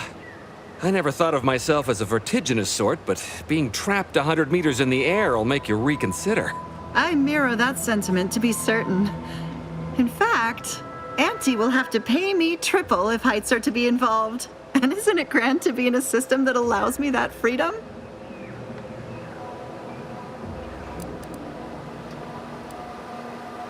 Keep from getting trapped in any other harvesters, will you? I agree with Liza. I'm inclined to keep a few paces from farming equipment from now on. Here's your reward for evacuating us with all our parts intact. I perhaps ain't as awash in currency as I'd prefer, so you can have my helmet as well. It was useful for identifying crops we'd missed in our harvest. But to be honest, I'd like a little distance from plants for a spell. I've acquired a monocular finder.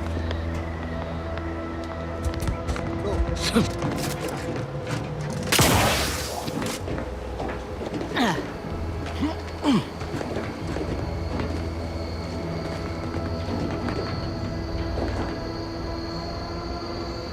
All right. Well, let's go to armor. Farmer clothing. Topmost coat. All right, so I'm currently wearing that. Plated bandolier uniform. It's only 2. Wait, what am I wearing? No, I'm wearing that. That's 9. It's heavy armor. And then these are all the hats I've got. Monocular target finder. Range scanner grants additional weak spot damage relative to how far away the target is. Further distances grant a larger bonus, but damage fall off is still applicable. Damage bonus maxes out at 30%. 10% weak spot damage. I lose my extra grenade slot if I swap this out, but all right. Try that out. 30% magazine size. Pretty cool. Toxicity drain rate. Base health. Oh, the hats are really cool. Okay, next up, let's go destroy drones. I'm not going to be able to cut through this, am I?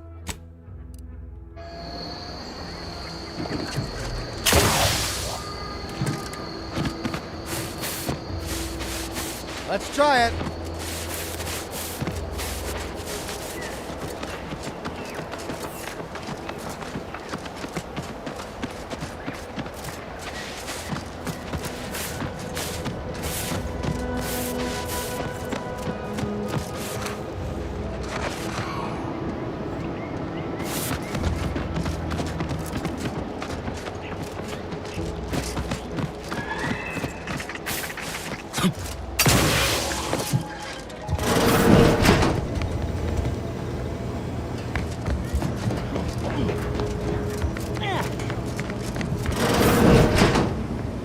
Back where I started.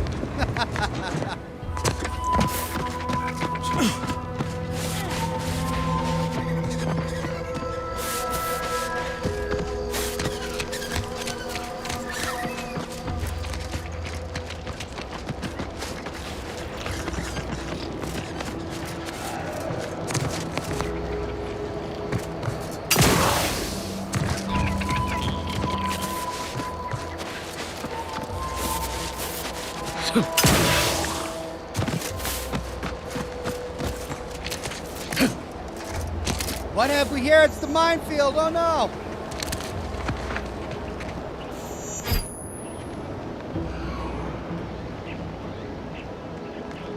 I need explosives 3 to disarm it.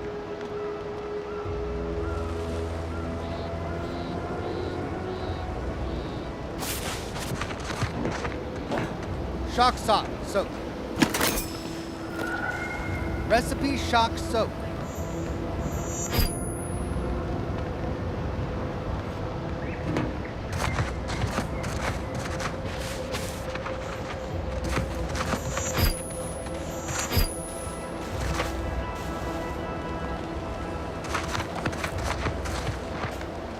Cobb's impressively pathetic work. Executive skill building continues.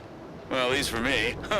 Can't speak for my inept colleagues. Today's task, leverage teamwork and leadership to navigate a risky landscape blindfolded. Which you apparently interpreted as just shout at everyone. It's called delegating. At least I participated, Cobb. I told you, I got a bad scrumpox flare-up. Of course, I served as leader of this activity. A thankless job. Cohorts tripping all over. Sprains, blunt force trauma. Not my fault these tanglefoots can't follow directions. Stillwell and Lumberg blew up! Duly noted for the log. Quite the oversight from management to set this exercise in an uncharted minefield. Someone will catch hell when I'm an important VP. Soon enough. Well, poor guy.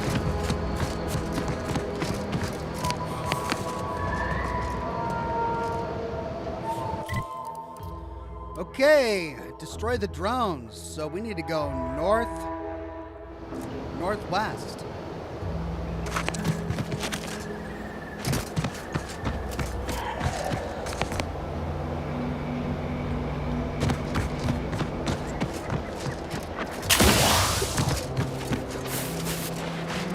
I don't think this takes us where we needed to go. We need to get over there somehow.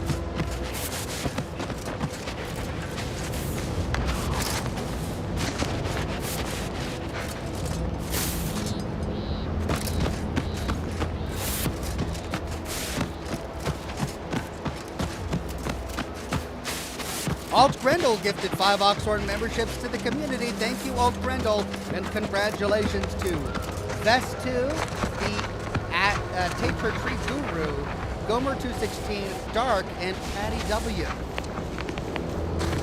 Okay, down here and to the left, I'm guessing. And there's a bit of a town down there that I haven't explored yet.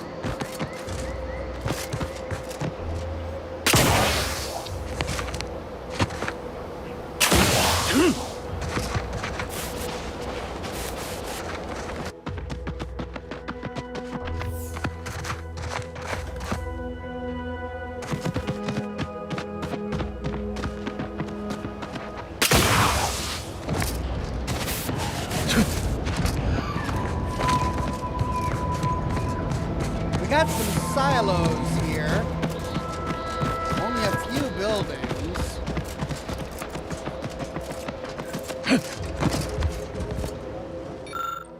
Goodbye letter. Dearest friends and esteemed companions, as of late it has come to my attention that I actually do not enjoy the act nor the daily drudgery of farming. Upon this realization, I had initially considered submitting myself for refreshment, but in a wondrous bit of serendipity, I quite literally bumped into a delightful fellow from Auntie's Choice. He convinced me to discard that foolish notion and helped me discover a new path forward for myself in the form of employment with the fine folk of Auntie's Choice. Several years ago, I would have balked at the very thought of leaving the Protectorate, but today I see joining Auntie's as the freedom and breath of fresh air which I never realized I so dearly desired. Liberation, self-determination, and a free market. These are the things which my heart yearns for. I don't doubt that with my sharp mind and strong work ethic, I'll become a top executive in no time at all. And to every subject of the Protectorate who reads this, I encourage you to do the same. Auntie's Choice is always hiring. Remember, with the Protectorate, you're only surviving. But with Auntie's Choice, you'll be thriving. William Taberson.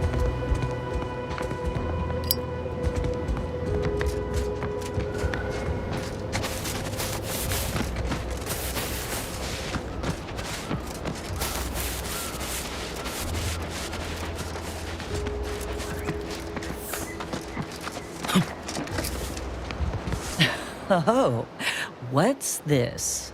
Non-Protectorate personnel just sauntering up onto my porch, free as they please. Admit I'm accustomed to a higher standard of precaution. State your purpose, outsider, or exit yon way you came. Redactor Quenzel, I found something with your name on it. Is this yours? Ah, I see you've discovered some of my misappropriated materials. Careful labeling proves prudent and useful yet again. Here, for your effort. A full set of Science Adventures Quarterly was stolen from me and sold to various unknown parties across the island. Since you've already proven adept at their repossession, I would put it to you to locate the rest. In exchange, I will provide you with rarities and bits. Sounds kind of valuable. What precisely are they? A form of manipulatory ideation disguised as popular entertainment, intended to sway the audience to their point of view, couched within just a crackingly exciting narrative. Specifically, an Earth Directorate periodical featuring beloved fictional characters Commander Zane and Buddy. An effective mental conditioning device. And right thrilling. I know Commander Zane and Buddy. Science Adventures Quarterly, not so much. It was a popular fiction periodical from not long ago. Each of its 10 volumes featured an exhilarating cover illustration depicting Zane and Buddy's thrilling exploits, whether they faced automechanical industrialists or robber magnates from the Plutocrian kleptocracy. Their tales remained invigorating thrill rides. You said that other materials were also stolen. What's so special about these ones? The line represented a growth of the medium, from the less sophisticated 2-bit dreadful, both in style and effectiveness. Its remarkable popularity not only mirrored a rise in public sentiment against greedy corporations and tyrannical governments across colonies, the brief window surrounding the volume's release saw a marked increase in skip drone requests for Earth Directorate aid. I believe there remains much to learn from them. I still can't help thinking this is for your personal collection. I'll admit Commander Zane and Buddy's exploits make for a sensational read. They saved Carnifeller's brain, for instance. Oh, and Mammon Incorporated, of course, too. So no, I am not immune to their considerable charms, but my interests in recovering them are strictly professional, I can assure you.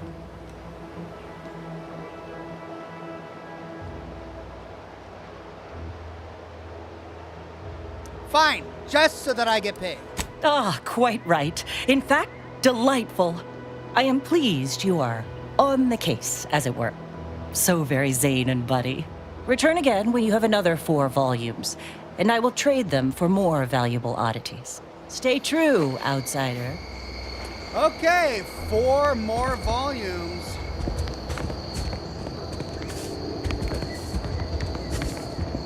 Can I loot your house?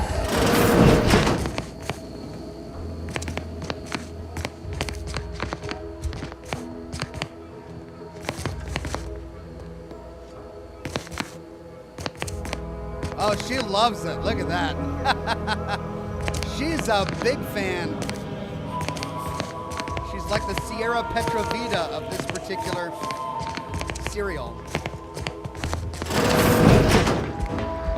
And what a view. Wow. She's got like the best house around. Look at this view. Bad Habit says, I'm so lost, but I'm sucked in. Yeah, that's kind of the Outer Worlds experience. You get a bit lost in the world, but you get sucked into it. Sagacity gifted 5 Oxhorn memberships to the community. Thank you, Sagacity. And congratulations to Bad Habits, Stephen Hamfram Fox, Alice Holmes, Bob Parker, and Matt Lozano. Thanks again, Sagacity, and congratulations all.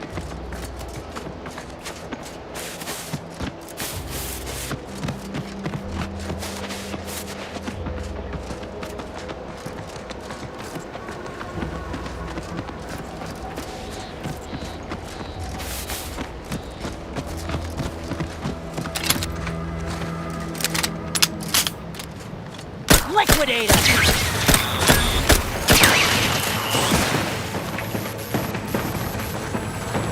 Okay, we found the drone.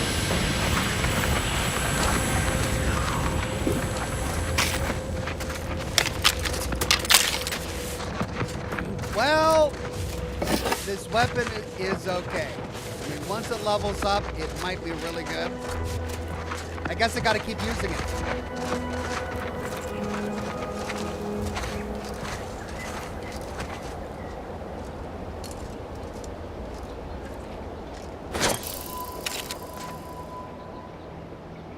Armed and ready.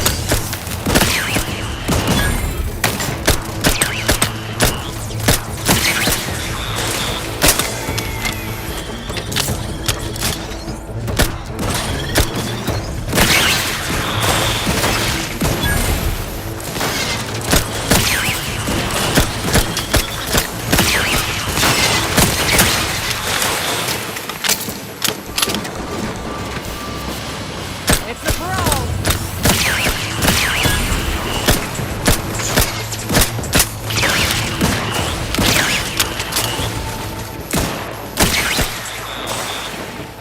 That's a lot of robots we just destroyed. Ah! Get them all? I think we did. Lots of bodies to loot. I like how they marked them on the mini-map for me, so that I don't miss them.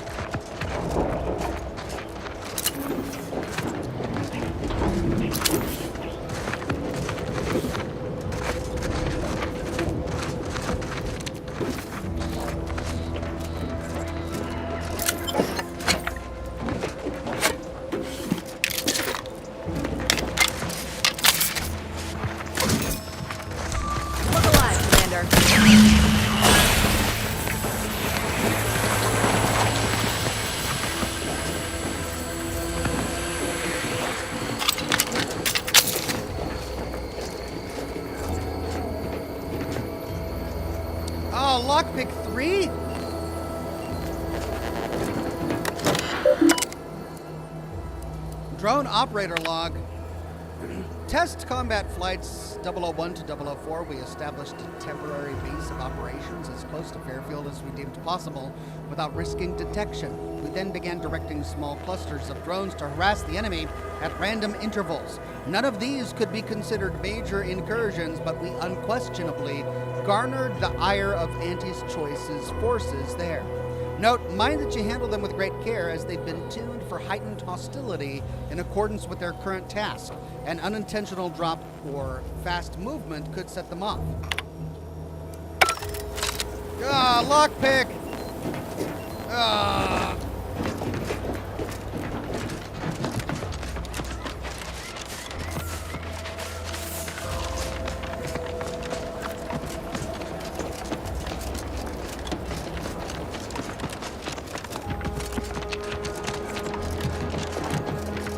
Amanda Peterson says, "Hey, Ox, I think your mic volume is low."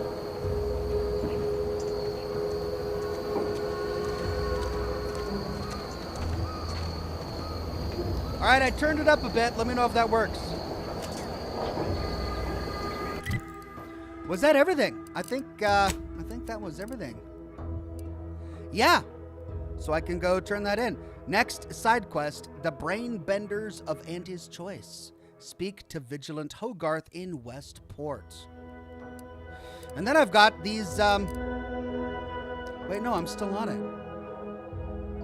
Return the bounty terminal in Fairfield to collect your reward. Destroy all the Protectorate hover drones in the hills around the Ministry of Accuracy. That's checked, so I just need to go get my reward. Return to Hewell. Acquire more ammunition. Find Scrabbles.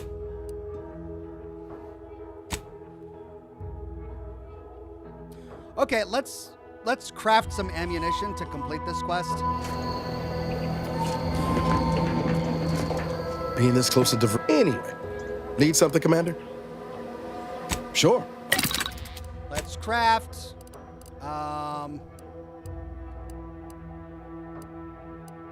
Ammunition.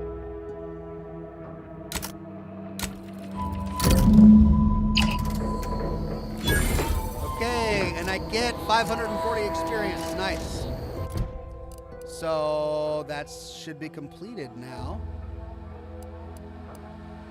Yeah. So I just need to find Scrabbles.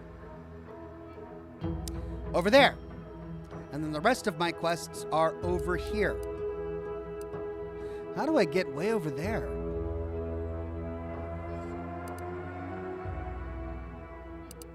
Let's head to town and turn in the quests that we do have. Oh, there's a vending machine here.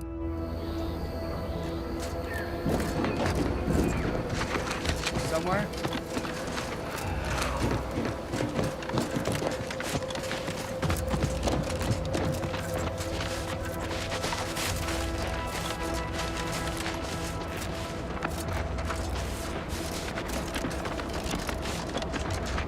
Looks like a fight.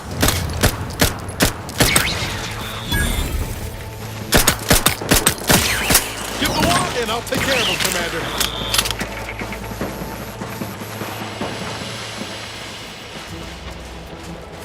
Still more drones out here.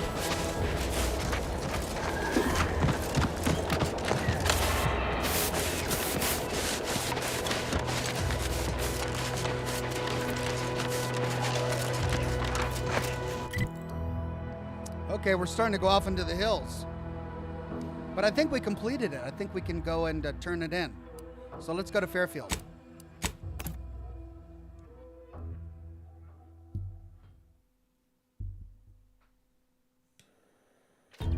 Introducing Auntie's new line of specialty drinks for the discerning consumer. Auntie Fizzos. Sometimes I get the feeling we're not welcome here. The Protectorate folks resent us delivering. I know this face may be personal.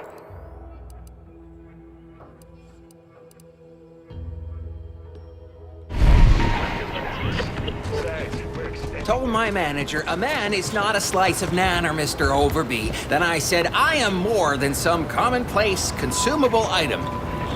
Management disagreed. I've been gone a while. How'd it go? Tell me you got good news. I got the schematics, but your business partner, I'm afraid he didn't make it. Why, that's terrible. But you said you had the schematics? I'll take those. What? Sovereign's finest potato corollary peeler? This was supposed to be a guaranteed bestseller. Who in their right mind would... Jackson, you idiot! Ah! It's a good thing he's dead, because if he wasn't, I'd kill him! There's no... God damn it! I'm never getting that promotion.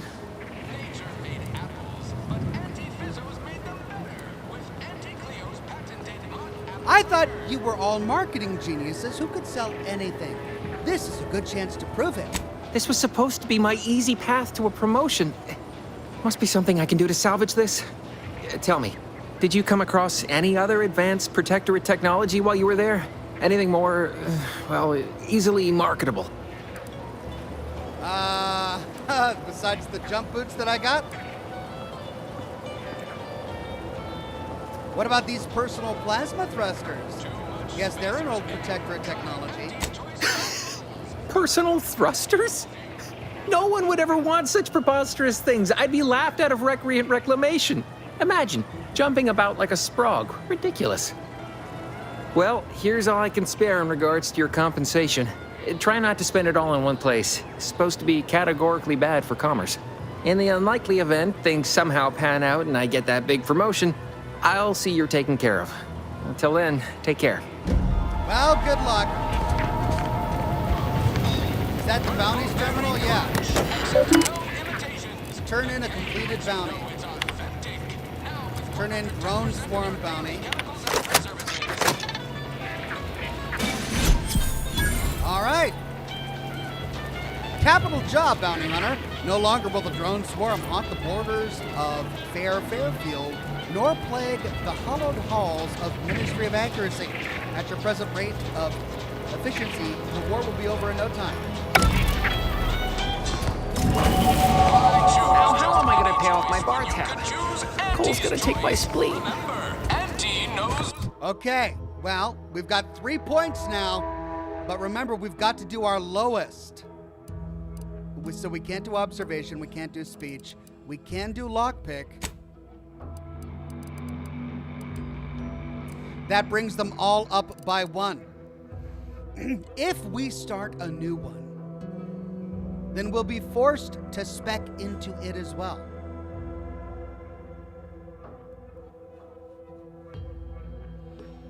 With this new perk, maybe I should just keep my points in the ones that I have until I maximize them to like 20 or something.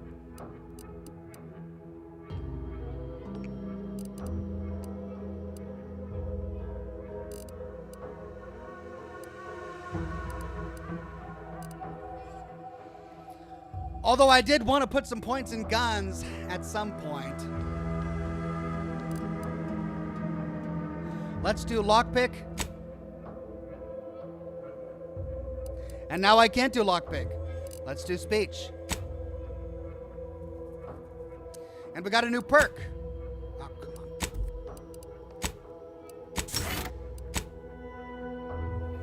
on. Available. I wish it would show me those that are new that I haven't seen already. Palm greaser. Speech 2, 50 bribe cost, tracker. Hostiles on the minimap are no longer hidden by the shroud and have their facing shown. That's useful.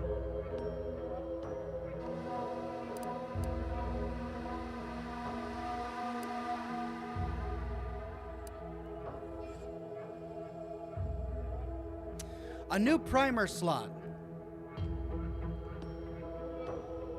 That's actually really useful. I'm gonna do that.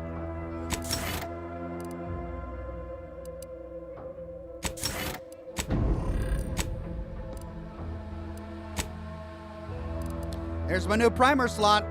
And we just got this primer. Heals 300 health over duration. No, this is the old one. Didn't we get a new one? No. Okay, so that's great. I love that.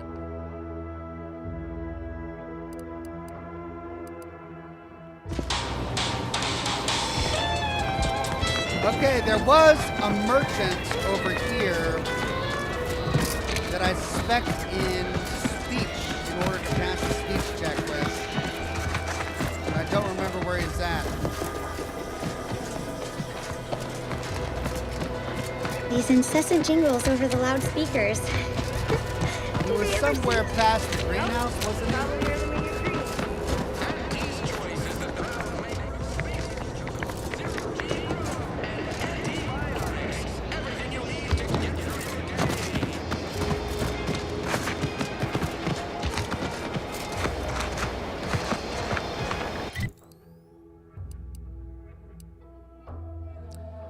Fairfield Commissary. I think that's it.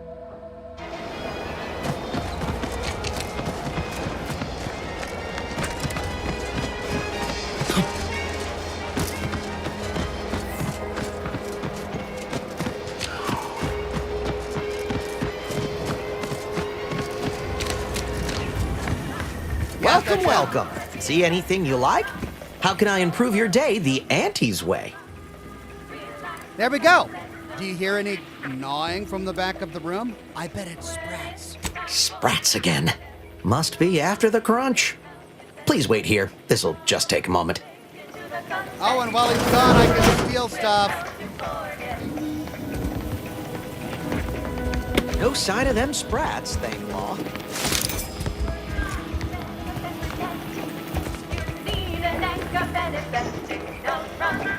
Coming back out. Be there in a moment. Yeah, coming back out, he says.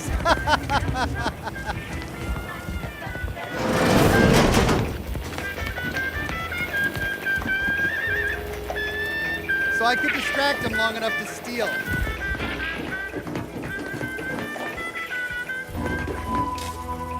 It's so funny.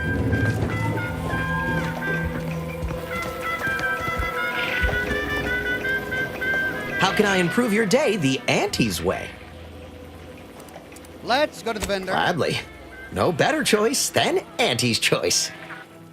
Let's sell stuff that I don't need. So I just looted these. These were stolen. I cannot sell stolen products back to their original owner. Farmer clothing. Sell that.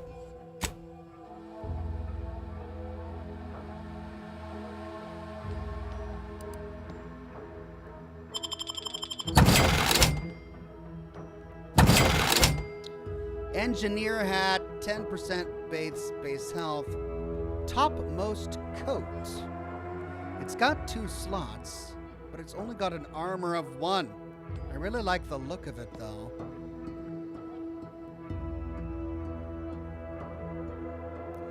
I'm not going to use it. I'll sell it. Toxicity drain rate. So I've got 2 of the trooper plate carriers. 2 of those.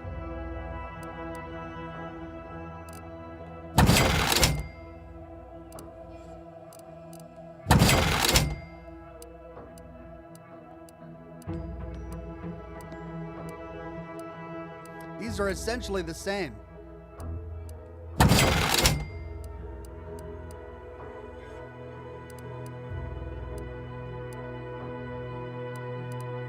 I'll keep the rest.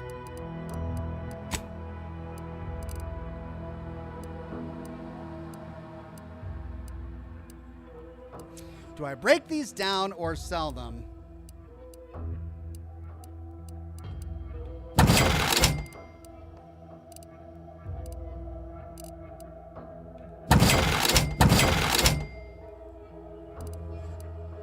A trip blade. 1.1 attacks per second. That's 1.8 attacks per second. 1.8 attacks per second. 25 damage. 29 damage. 79 damage. That's a lot more damage. Well, that's clearly better. I'll sell that. Then I've got 2 pistols, don't I? Yeah. The light revolver, 6.2 attacks per second, 4.9 attacks per second. So that's slower. The ED service pistol. They take different ammunition types. So I'm gonna keep both of those for now.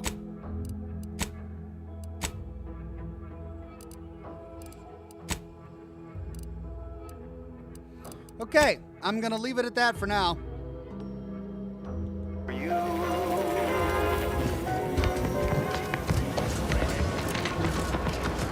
Okay. Making progress, making progress. Let's see. Let's go back to tasks. Just the Sprat to die for. We have the collectible quest. But we need 5 volumes. Don't know where we're gonna find all of those. A Sprat to die for is gonna take us too close to the bridge. I don't know if I want to do that just yet. Let's work on his quest. That's gonna take us all the way over here.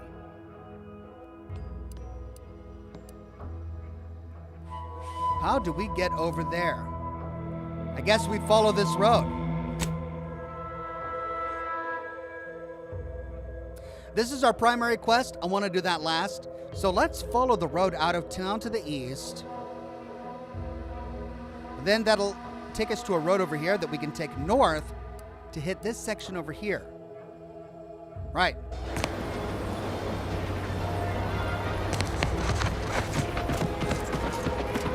This Moonman character of yours, is he some kind of... No, just sort of a mascot. Ask them defectors if they miss anything about Protectorate life. 10 bits, they said community. Yep, community.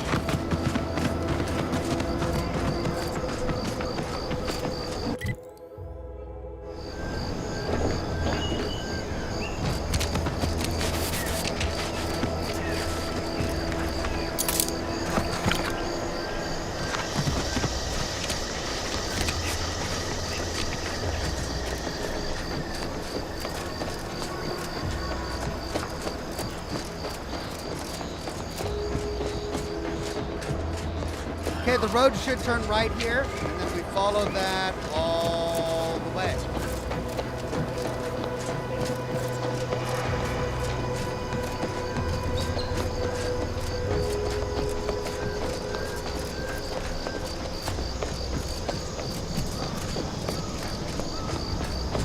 A couple of buildings that we're passing. Oh, we've been there. Yeah, that was the Excogation Chapel. But we do have a building over here. I wonder what it is. Careful, friend.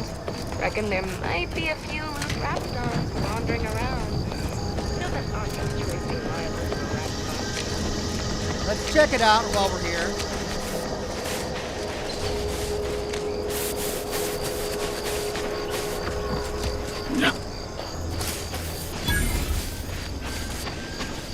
Arbiter Training Facility. Always been curious about the kind of training that'll produce an Arbiter. Can't imagine it's pleasant. We do well to watch ourselves with the Dragoon patrolling. I don't exactly pass muster as a Protectorate Nestlebug. Oh. Dangerous enemies. Enemies with skulls next to their health bar are dangerous, signifying that you might be too underleveled to fight them. If you're having trouble overcoming them, try gaining a few levels before coming back. Like leaders or bosses, these enemies are resistant to certain powerful effects and must be dealt enough damage to make them weak first. Oh, okay. So I'm not ready for this. I guess I'll come back when I have a quest that sends me here.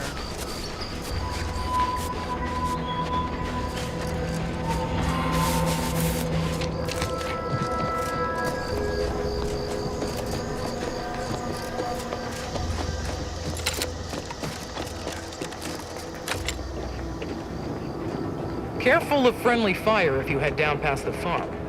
Last time we wandered past, they opened fire on us. A real code 472. Oh, great. 472. Been a while since I had to dodge bullet spray.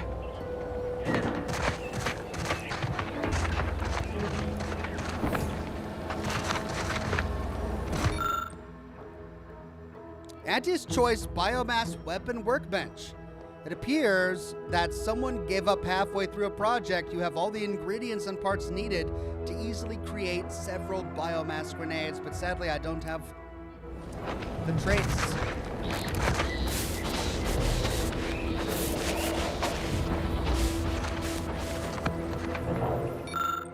Westport Observation Report. Auntie's Choice Observational Report, Westport. Infrastructure state moderate low. Initial fighting caused substantial damage to Westport's infrastructure. They still have power, limited potable water, and passable fortifications. Worth noting that they are experiencing a severe shortage of automechanicals.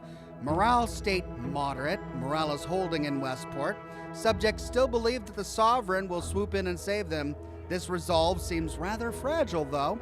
A couple more hardships could shatter that resolve. This standoff is working against us. Additional notes, Vigilant Hogarth himself is preoccupied by some schism in local command. This type of internal conflict in the Protectorate chain of command should be exploited if at all possible.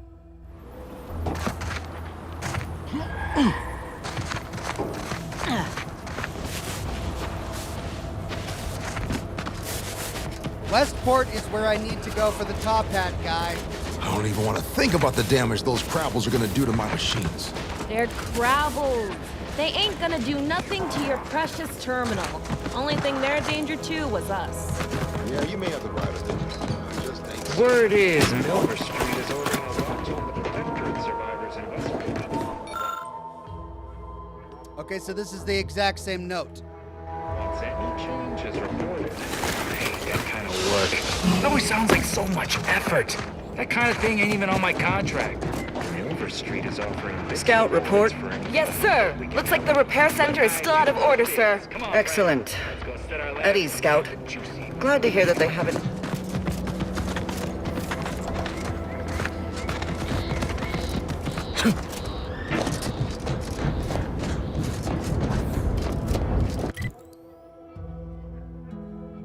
So the road's going to take us south a bit before it hits another road, and we can take it north to do these side quests.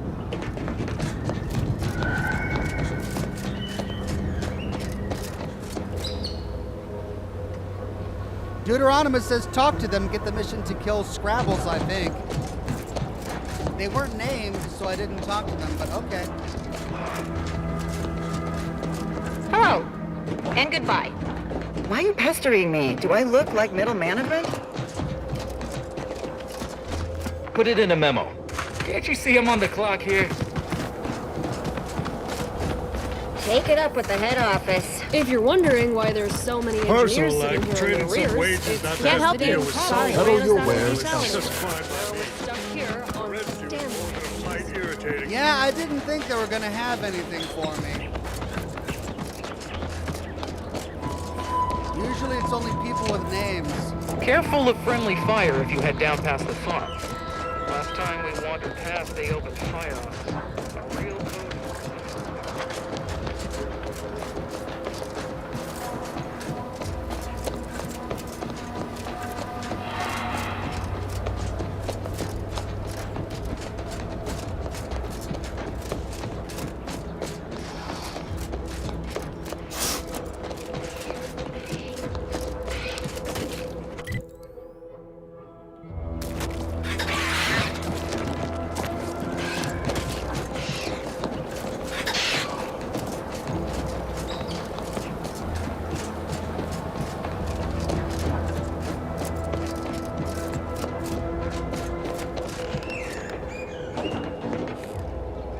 What have we here?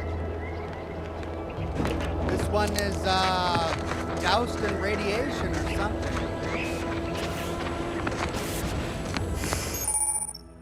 Xyranium. Xyranium is a dangerous hazard that's found throughout Arcadia, powering the Protectorate's automechs. Standing in Xyranium poisons you, lowering your maximum toxicity. Too much Xyranium poisoning can prove fatal. Visit a doctor or an autodoc to remove any accumulated Xyranium poisoning. Okay, so it works a lot like radiation. Warning, some xyranium clouds are denser than others, increasing the rate that poisoning is applied.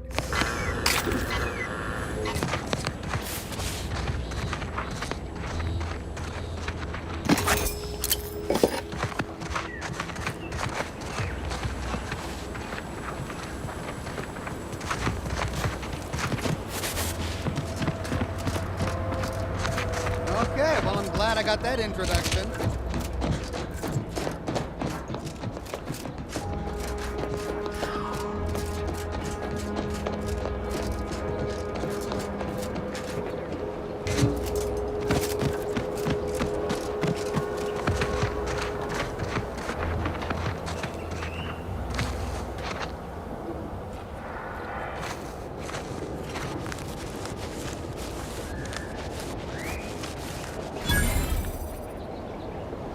Eden's Bounty Agri Center.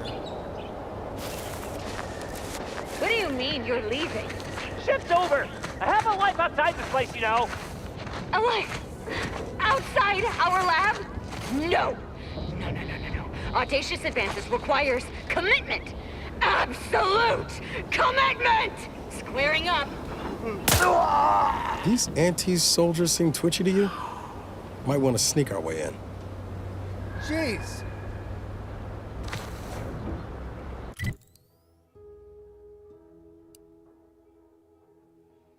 I gotta go through this to get to where I need to go. Yikes.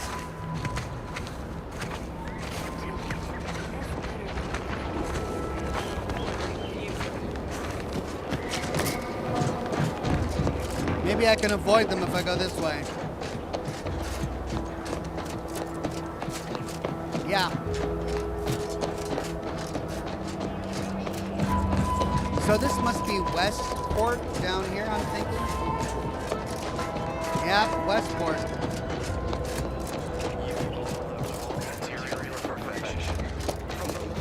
Subject to the most exalted vigilant, we must all fulfill our duty to the Protectorate.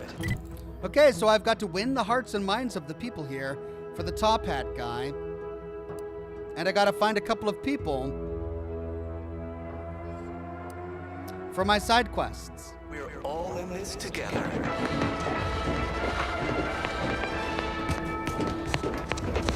The matriarch chose Eden because she recognized it as the perfect ecosystem. Huh.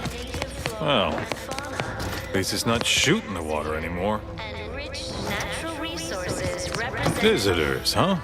Just meandering about, free of any appointed minder? Not so sure I ought to be speaking with you. If you need someone to talk to hereabouts, I suggest you seek out Vigilant Hogarth. That tall, stately building back yonder is his domicile. Hogarth? Milver Street reckons he's the key to converting this town. Let's bring him the good news of Auntie's choice, shall we? Do hate to come off impolite. If you're so inclined, we can pick this up later, after you two confabulate. Anything I should know about this place that you can share, that is? Word to the wise. Despite what you might hear, we still consider ourselves part of the Protectorate. Anyone spots an outsider engaging in misdeeds might just open fire. All do our part to maintain it. Keep doing your job with pride. Keep informing on your neighbors. Same as ever. But prudence dictates we give it a little extra added zeal for now. I had a nightmare that the matriarch didn't gift us the paradigm, and we were left to scramble for purpose and profit like Auntie's workers. Gray gone astray? Book a stay today. Are you mentally refreshed?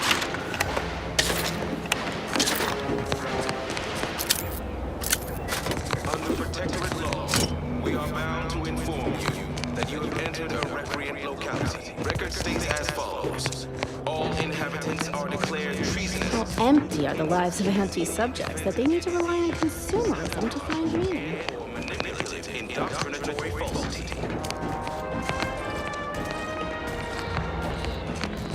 Our enemies envy our prosperity. Celebrity Sailboat Smackdown became a bronze ox. Thank you, Celebrity Sailboat. I own is underwater. Alt Grendel says, congratulations on your cameo, Oxhorn. Listen, just because he was wearing a derby doesn't mean he was me. But okay, I'll take it.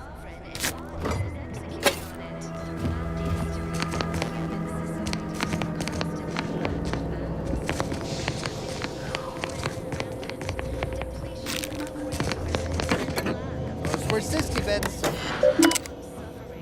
Welcome Marshall Corbin, private entries. Remembering Horizon Point.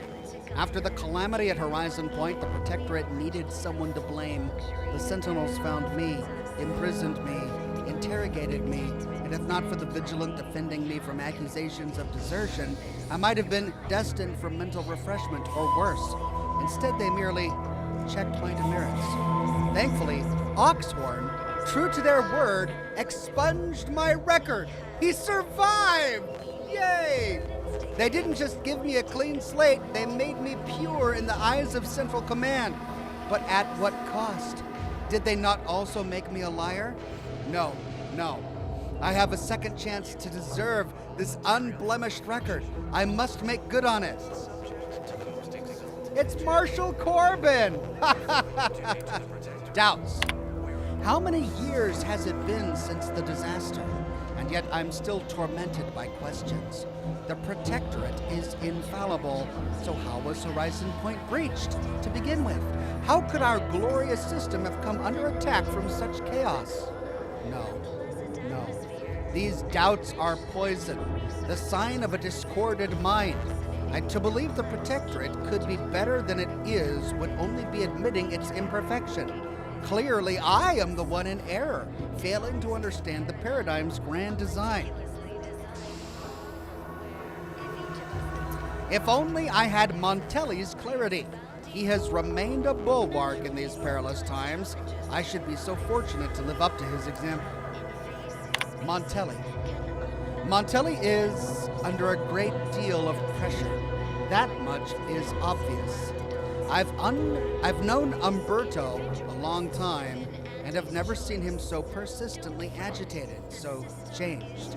Far be it from me to question my decorated superior and friend, but I cannot help wondering what has him so surly as of late. I suspect he's being asked to do things against his conscience, but what are these demands, and who are they coming from? Perhaps I will take this up with him during my next rotation at the Vox. He survived! And he's about to see me for the first time in 10 years. Holy cow. What will he say? I hope he doesn't blame me. I had nothing to do with that. Go now. Biped electromechanical. Consider finding a human companion if you seek conversation. Record states as follows. Conversation is not possible at this or any time. Independent in seizure, sabotage, and or manipulative intelligence.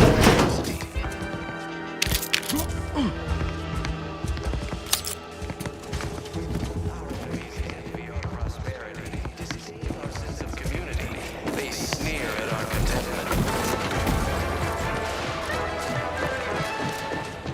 Everyone knows the paradigm epitomizes the pinnacle of social order. Why? Because the matriarch herself designed it.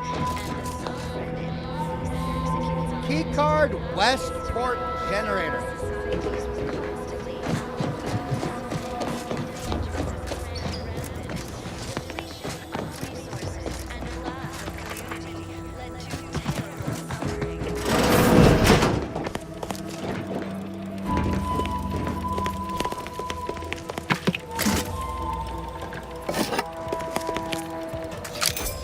Keycard Westport Broadcast Facility. Hey.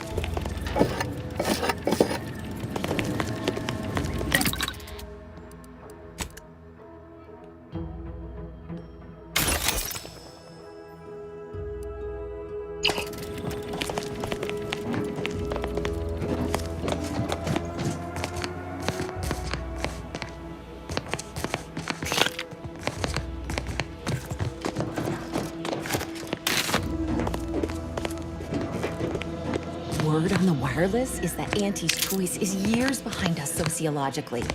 So they started the war to grab any part of the paradigm that they can.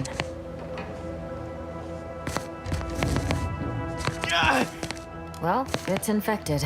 Meds don't arrive soon, we'll have to start cutting. You walked in here under your own steam and appear reasonably free of cuts, burns, or weeping lesions. So, I assume you're presently devoid of mortiferous injuries.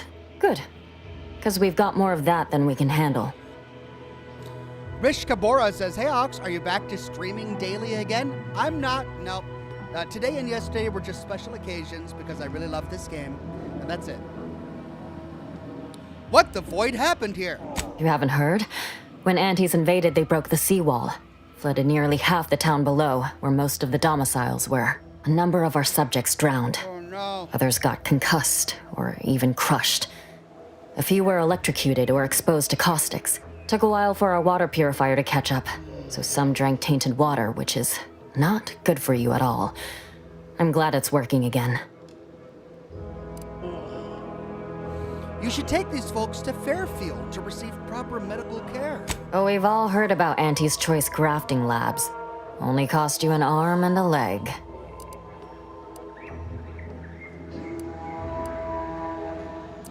You know, a doctor of your caliber could likely command a top rate over in Fairfield. Oh, so I could profit greatly from the suffering of others, could I? No, thank you. Our way is to help those in need so that we may all succeed together. The Protectorate provides assistance and guidance. We face tough times, sure, but the paradigm charts us a way through them. Each of us has a vital part to play. If we remain resolute, we'll have harmony and luxury. And that, my friend, is the truth of the matter.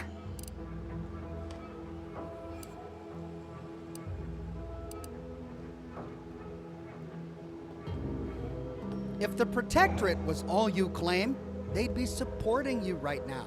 The blame for all our present ills rests squarely on the machinations of Auntie's Choice and their despicable saboteurs. Our beneficent leaders are without fault. Now, I'm afraid I've little time to school you further on such matters. If you've got any medical supplies to spare, please do consider donating them. I think there's medicine inside this kit I got from Auntie's Choice. Interested? Oh, no thank you. Not looking for anything that does more harm than good. I have enough ailments to manage already. Wow. From what I've heard about Auntie's medicaments, might poison a patient or cause them to grow an extra head or something. Never know what they're testing out on you. My extra parts aren't side effects. That's your implication. And anyhow, I should think some minor side effects would be preferable to dying. We can pass a speech check to say, "I swear by the reliability and efficacy of this Auntie's Choice medicine." Honestly? Well, I'm a reasonable judge of character and you seem upright. On behalf of my patients and I, thank you. We're all grateful. Guess outsiders aren't all just base individualists like they say on the wireless. Barring this being some tricky sales strategy, that is. This is a good start, but I fear it won't last long. Wouldn't happen to know a reliable means to procure more, would you?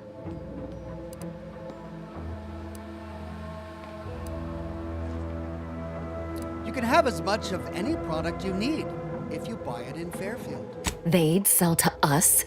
Those medicaments you gave us before? No, never. You must think me easily hoodwinked.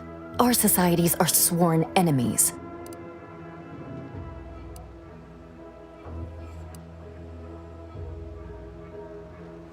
Profit trumps everything to Auntie's Choice. They'll sell whatever to whoever. You almost make that sound reasonable, under a highly skewed, morally vacuous light. Not seeing a wealth of options here at present.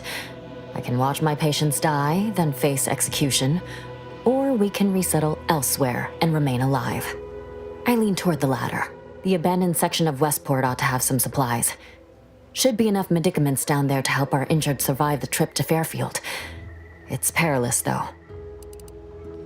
We can pass a medicine and speech check to say you could dilute the medicine. I provided 12.26% to stretch it out enough for the trip. If you're sure it'll retain its efficacy, that might just do the trick. I recognize these patients require more care than I'm able to provide here. Seems like in Fairfield, I can get them the help they require. The one last additional thing we'll need is for Vigilant Hogarth to agree to it. So what? You'd want his permission first? It's less a concern about disloyalty and more my respect for his abilities. He's a skilled leader, and we could sorely use his aid, from coordinating logistics to keeping up morale. I'll surely have my hands full with my patients. His presence on the journey would save lives. All right, I'll try my best to convince him. See you when I see you. Okay, one down. And optionally, we can find more medicine in the western flooded section of Westport. Has the Sovereign said how many of those pills were each allowed? It must be at least a fistful more. You've returned. Well, I haven't officially left yet.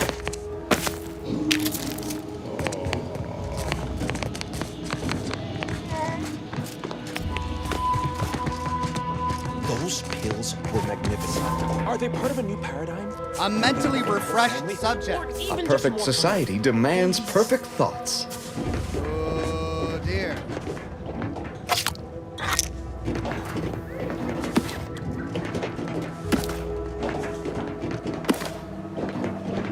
I'm just looting it all. Stranger?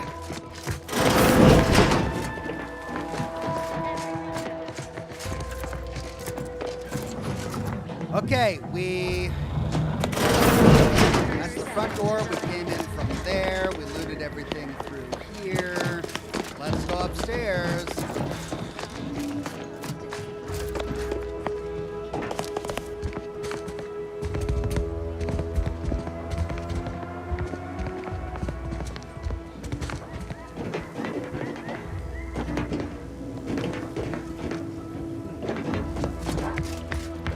Rather Spartan abode.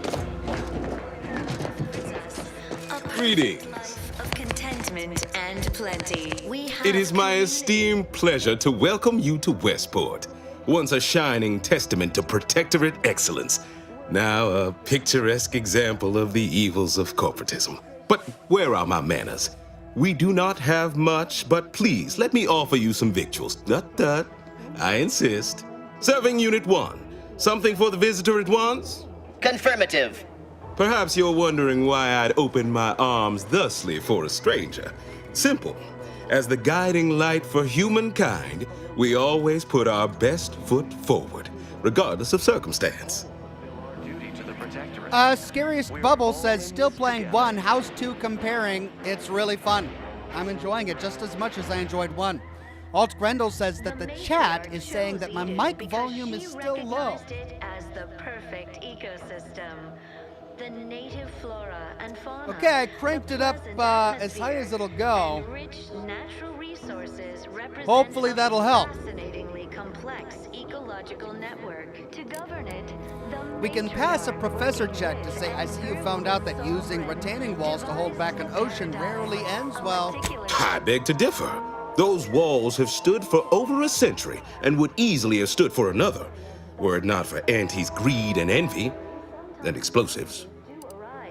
we all know how invasive species can I'm sure staying in the ruins of your city will show them. That is unlikely, as they are too ignorant to see our obvious superiority. Our society was built from the bedrock up through the vision of our matriarch. Due to her genius, the structure of our society is perfect, planned down to the last subject. We all work as a unified whole for the betterment of all, unlike those corporate colonies, where it's every person for themselves. I have a feeling this conversation is going to be tricky. Prudence dictates we give it a little extra added zeal for now, just to offset any minor disruption. No offense intended, but if it's so perfect, how did Auntie's Choice invade so easily? Obviously, there was some sort of betrayal from within.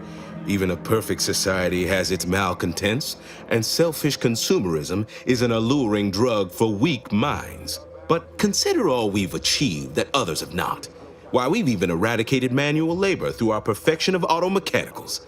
Can aunties claim such?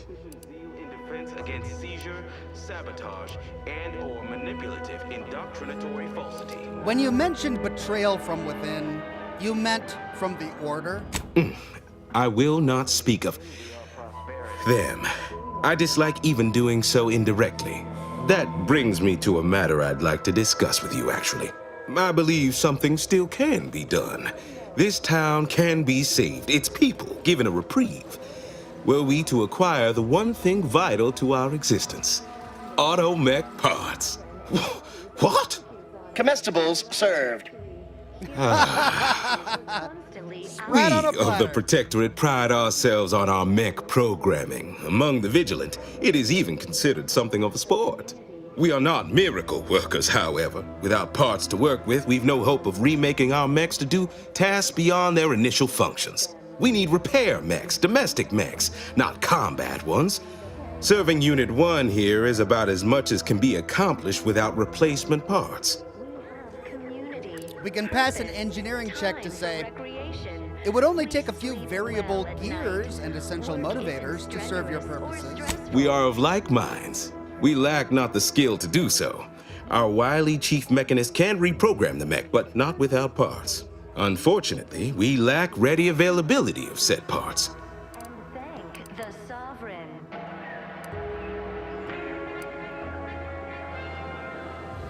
You're all being punished. Why, again? Why, we're traitors, obviously. We've not fulfilled our duties as members of the Protectorate. It is incumbent upon us to fight to the death, yet we still live, as does our enemy. Now, either the Arbiters arrive to execute us, or this place falls under the vapid boot heel of Auntie's choice. No matter who wins, we cannot sustain ourselves here for long.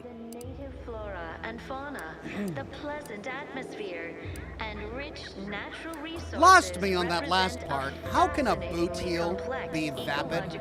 My linguistic embellishments are somewhat beside the point. This here's a matter of accountability. Responsibility was mine. Disgrace and judgment should be mine solely as well.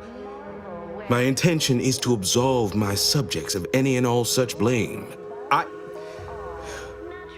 I owe it to every single person here to try. Invasive species can unbalance Requires item, that's the automech replacement parts. ecosystem, like those nettlesome raptidons, or the base individualists within Auntie's choice. So I could get the parts for him, or I could try to convince him to go to Fairfield. Let's try that. You're just delaying the inevitable. Defecting to Fairfield is your only option here. Of course. Abandon every last ideal to climb the rungs of the corporate ladder. A trifling matter to be executed with an insouciant air. Well, it's either that or die here with all dignity tossed asunder. Be smart. Take the deal. Nobody needs go anywhere. Not when we can still save Westport. We of the Protectorate endure as one, regardless of any hardships we must face. I have the aid of key pillars of our community.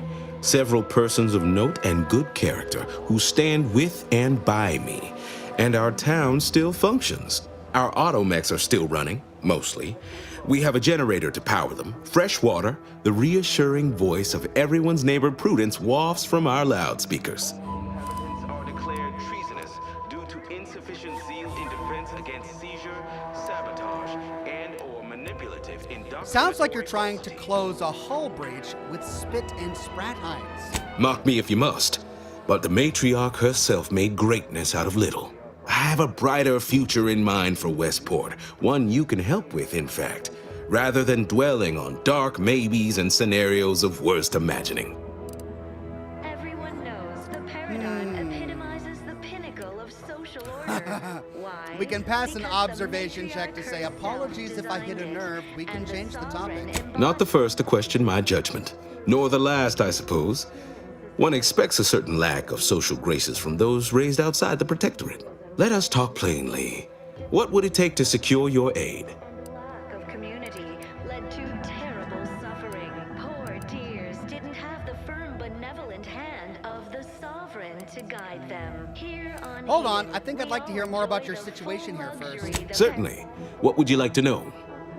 life of contentment Automech parts help grant you a reprieve. How exactly? If I can return the settlement to a reasonable facsimile of its previous glory, sufficiently functioning by employing mechs reprogrammed to repair and rebuild, the Arbiters might see fit to penalize only me, commute the others' sentences, allow them to maintain things around here in the spirit of continuity and such.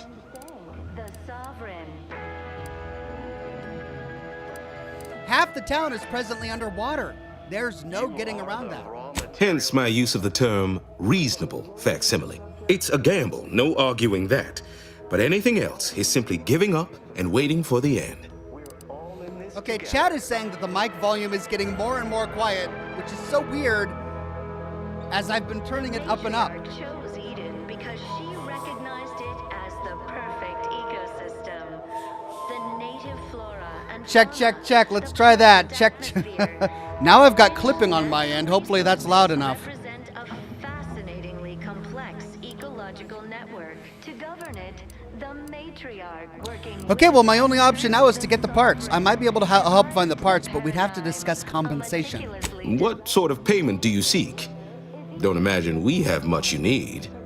glorious bounty for all. Naturally, sometimes challenges do arise.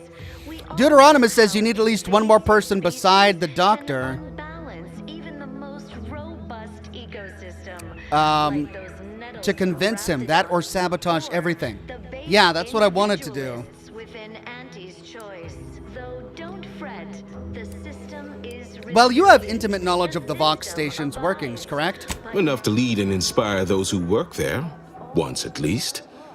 I was previously the ranking vigilant on this island. Why do you ask? I'm pursuing a malefactor named Augustine DeVry. Vox relays her last known location. Difficult place to saunter into. Station's off limits to anyone without the highest security clearance. For anyone lacking reason to be there, it's assured suicide.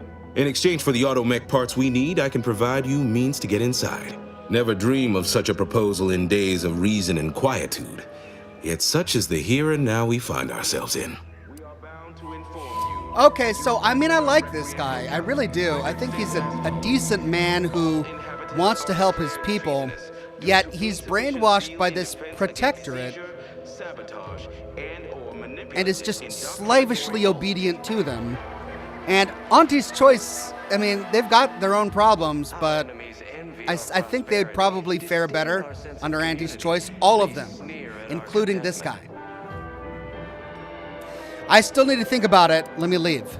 So much for their paradigm keeping mouths fed and roofs overhead. The minister was right to send us here. Because the matriarch Okay, herself well, let's see if we can designed find it. some other And the bigwigs sovereign here embodies and the convince vision. them. And hopefully, we can do this without having to get the robot parts. Key to Vigilance personal quarters. Or lockpick 5.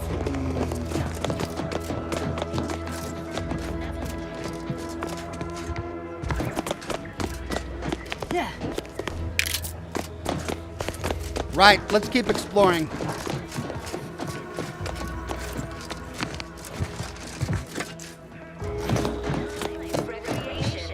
We sleep well at night. Work isn't strenuous or The stressful. matriarch and sovereign chose Eden, the perfect ecotope, as our home, and devised the paradigm as a great way to maintain it. Is he wearing purple lipstick or has he been munching on berries? Appeared right out of the aether, just as I imagine our proud sentinels do. Like, here I am, your innermost thoughts are known to me, and nobody once hears from you again. Caught me reciting passages from a beacon to the cosmos, illustrating my steadfast fidelity. All subjects prosper under the guidance of our beneficent ruler, the sovereign. That part always hits me directly. To quote my personal log, an essential passage, rightful and true. Charlton Weintrott. Right.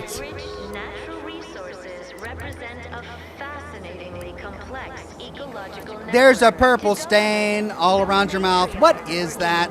Did I? Not again. Oh, this? It's a birthmark, skin condition, both, about which I am rather sensitive, thank you very kindly. We can pass an observation check to say, you know, your mouth is the exact shade of Auntie's Choice Purple Berry Crunch cereal. A purple what now? Is that an actual term in use? I don't know. You come in here spouting made-up words and,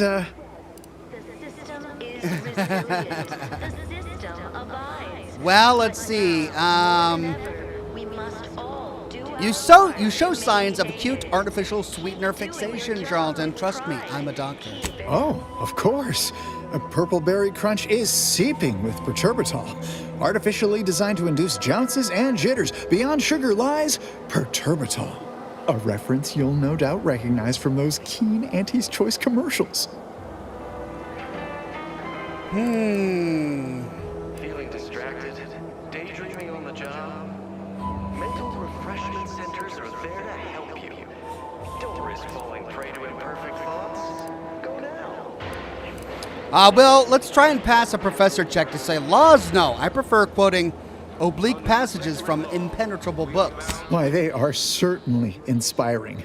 There's this one character who just laughs at danger, says he hand makes his own luck. Is that not the grandest thing you ever heard? You and I are just like him. Get up and go-getters. Say, did Auntie's Choice send you here? Don't fret, I am exceedingly skilled at keeping secrets. Enemies envy our prosperity, disdain our sense of community. They sneer at our control. I suppose one might call me a provocateur. If I understand the subtext, that means yes. Dearie me, you are the first secret agent I have ever met. At least in waking life. Now, do tell, what is the latest word from the field? Oh, for whom the bridge tolls. We haven't done that yet. Well, I've met with Minister Milverstreet, the director of those advertisements you adore. Really? What was he like? Bold, assertive, with a wildly obstreperous theatrical air?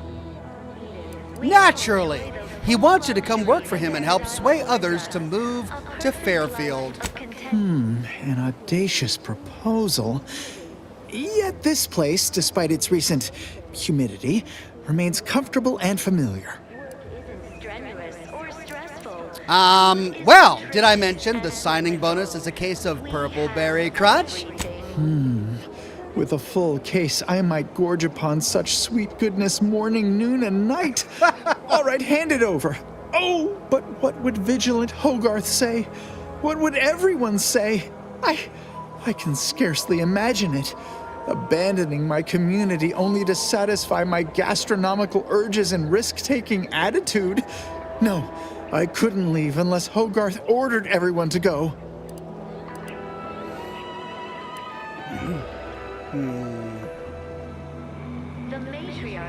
I can be fairly persuasive. I'll talk to him. Righto. Well, you seem rather confident. Best of luck, I suppose. You are surely going to need it. Please inform me when, of course, you receive it. Okay, well, I don't think we got very far with that. And through the sovereign, devised the paradigm, a meticulously designed marvel where, if each of us does our part, this is glorious bounty for all.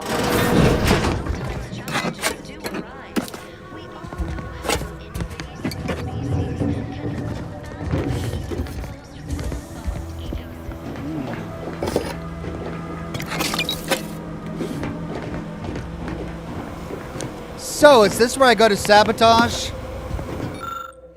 Protectorate declaratory address system. For use by duly authorized personnel only, interference with ongoing broadcasts is strictly forbidden. 1. Permanently overwrite the Protectorate broadcasts with Auntie's Choice automated propagandizer. Or 2. Inspect the loudspeaker interface. Let's inspect it.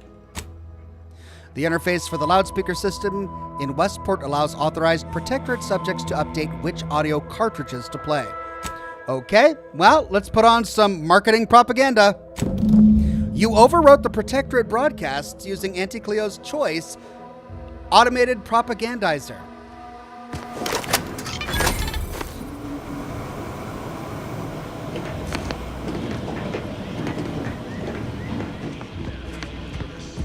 One-time free offer for all Protectorate subjects within and without earshot.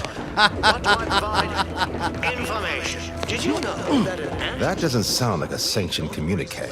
The announcer's voice is so smooth, mellifluous, persuasive. just good old-fashioned freedom? In fact,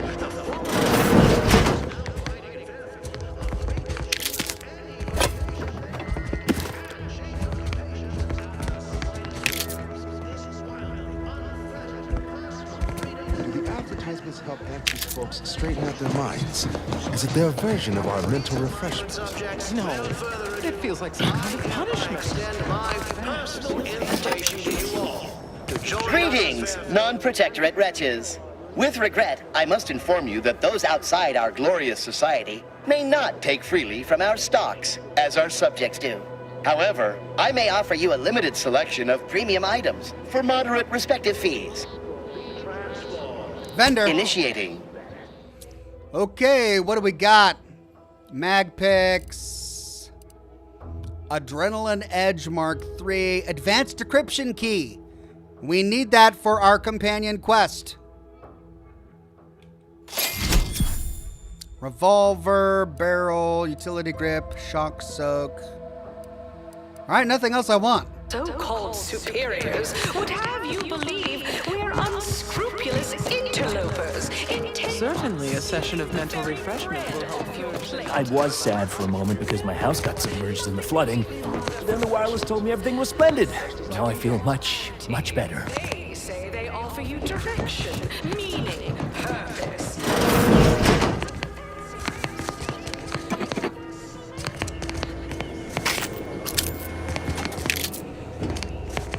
The door is barred.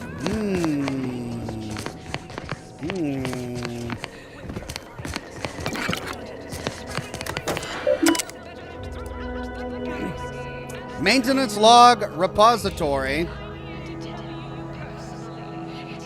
Or hack 3. Reservoir status abundant. The seawater desalination/purification system is operating at its baseline level of flawless automechanical efficiency. Much like all aspects of Protectorate society, it is perfect. Cistern water quality exceeds maximum standards of potability. Subjects may drink, bathe, recreate, and irrigate without care or restraint. Glory to the sovereign. Reservoir status momentarily contaminated. The seawall is breached. The cistern is contaminated with elevated levels of salinity. Although currently overwhelmed, the purifiers will compensate, without question. The system abides in all things, and soon the reservoir will run clear again. Not today, though. Until the purification system rights itself, bottled beverages remain the prudent option for healthful hydration. Reservoir status recovering. Only days after the seawall breach, the water desalination/purification system has returned to pre-invasion levels of efficiency. Reservoir quality is approaching semi-potability, suitable for irrigation and a bathing spritz. This recovery of the purification system was never in doubt, a case of events righting themselves. The system truly does abide.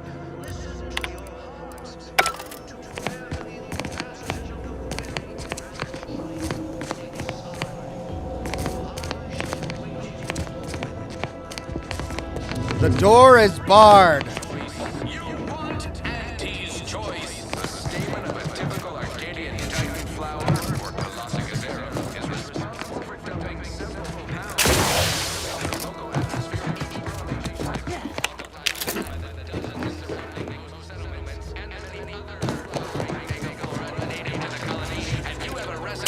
Well, they've said progress. Stay in the system. Serve the sovereign.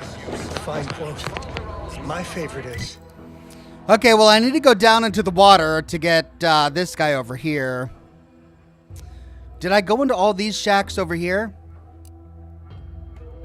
and easy We must rout all disruptive factors and invasive elements. Mollifying demulcent. And breathe easy once again. Falderall, the most trusted name in exo-anti-allergenics. Too much spacers. I think I may have. Our Iffy Jiffy Pill Order Division informs it is now operating the Pharmacon 5 walk-in industrial microwave, originally developed for secretive research laboratories for purposes we may only Almost missed the routine certitude of my assigned profession. the unremarkable everyday consumer. Step inside and let electromagnetic waves bathe over you, exciting your molecules and curing such ailments as dropsy, sciatica. Let me know when you need a distraction.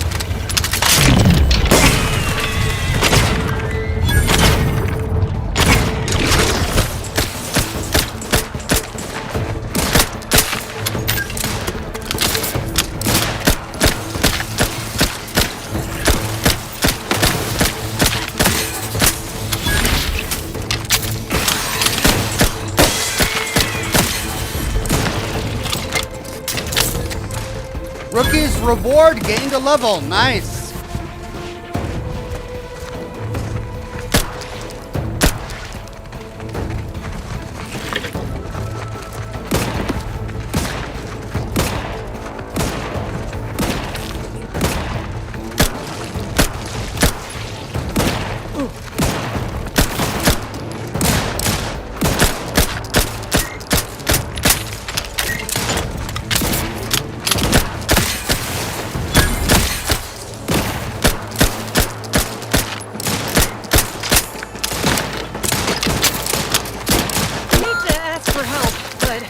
Looking a few corks low, Commander.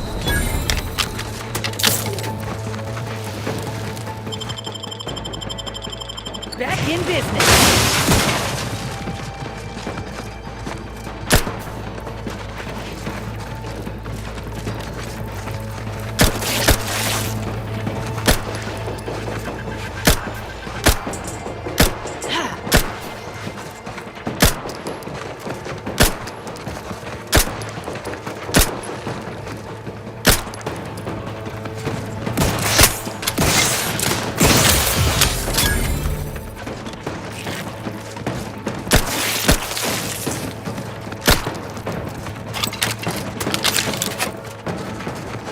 Oh, okay. Oh my God. Ready to waste them. On your command.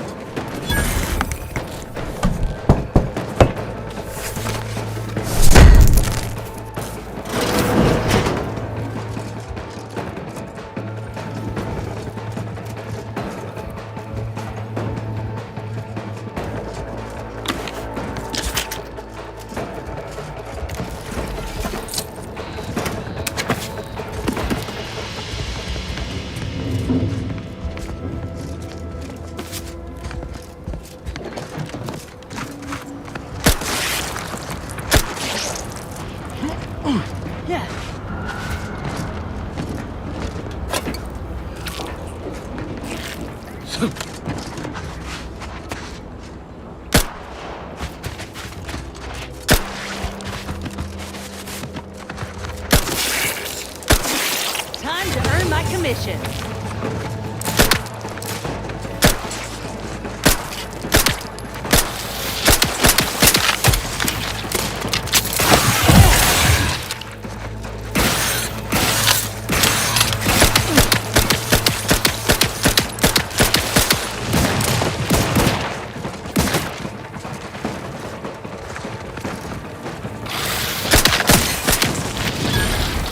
Got him. Jeez.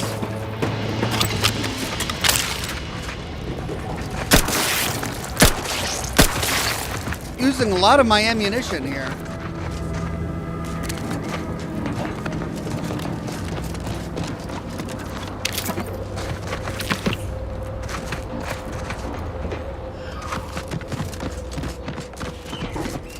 I might have to switch to another gun for a little bit.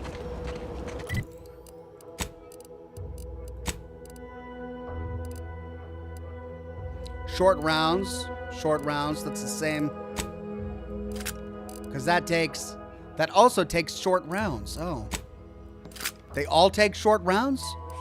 Short rounds. All right, let's switch to compact rounds, I guess.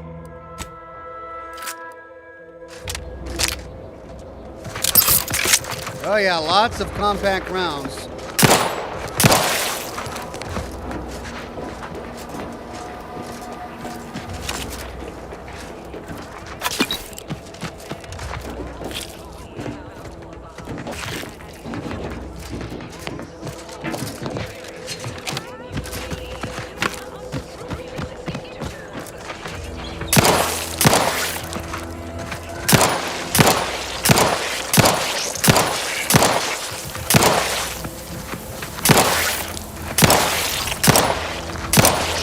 God.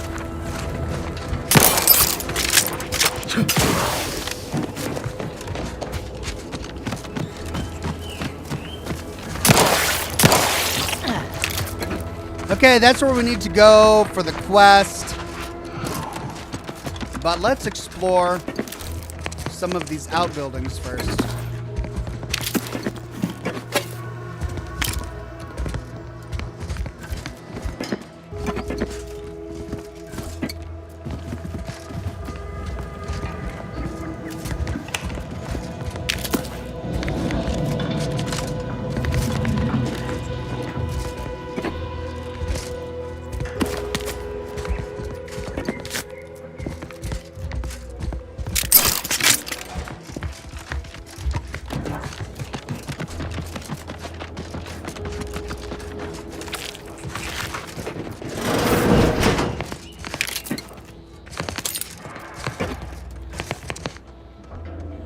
Like a sprat in a trap. Sit or sprint? Typical predicament for an anti-bottom runger like me. Wish I never snuck in here to begin with. Seemed like a good idea at the time. Nah, it was a great idea. So much stuff for the taking around here. A motherload of loot. Plenty to get me back in the sprag race. Just didn't account for all these crabbles. Real fly in the old ointment. I could just sit tight, live lean off all these supplies, hunt the crabble skedaddle, or maybe open the door and bolt. Seems like a good idea. Nah, it's a great idea.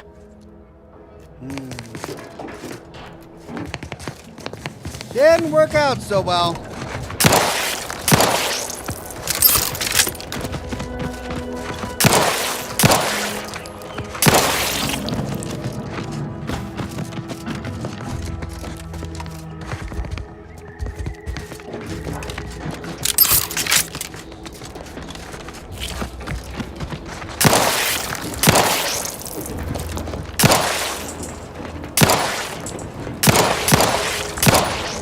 I don't know if I gotta kill them all, but I wanna.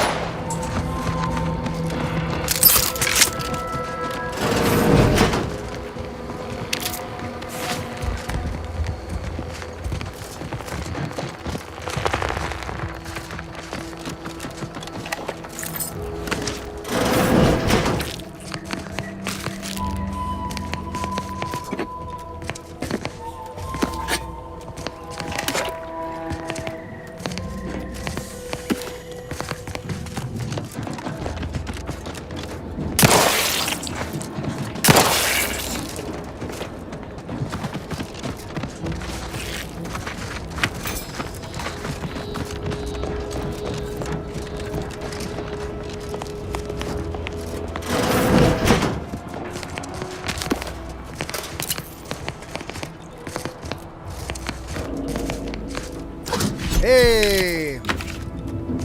Lockbox high security. That's for my companion quest with the robot Valerie.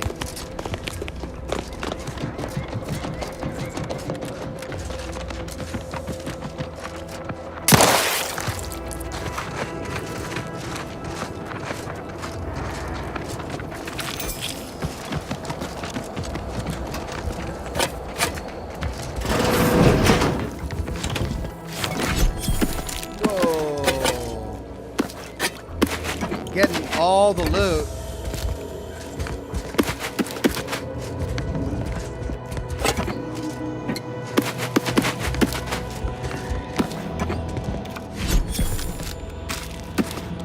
New collectible card found. Nice.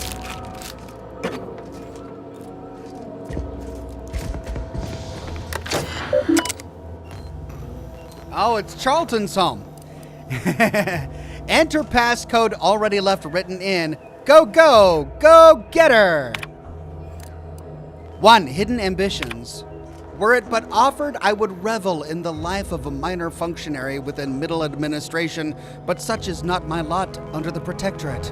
Once one is delegated to a post, there they must remain. What is a person with ambition meant to do here, I ask? Besides wallow in obscurity, I oftentimes wonder how I might fare with Auntie Cleo's freewheeling meritocratic society, though to even consider such thoughts is to court swift rendition to a mental refreshment center. Paths of uncertainty. As unheard of as it sounds, I have been reassigned by Vigilant Hogarth. He has tasked me to raise the spirits of my fellow subjects by reciting inspirational words from the Sovereign. A great honor, to be sure. But I worry, if my mind ever begins to wander, will I start singing the spirited product jingles of our commercialist rivals? Yet I must hold firm, as such doubts are contrary to the true go-getter I know myself to be. Vortex Kong became a bronze ox. Thank you, Vortex Kong. Forbidden fruit taste. Admin Chatterjee indicated that my recent conduct was a profound disappointment to all Protectorate society, as the frequency of my washroom visits has increased by 5.6%, and my manner has become jittery and fretful. I dared not admit the reason, how I feel impelled to devour Auntie's choice purpleberry crunch at every opportunity. I nodded, accepting 6 demerits and an extra work hour to offset my lost output, my thoughts already turning to my sweet, prohibited indulgence. Serial thriller. Despite how thrilling I find this Red Cloak serial, it has left my days and nights full of worry and doubt.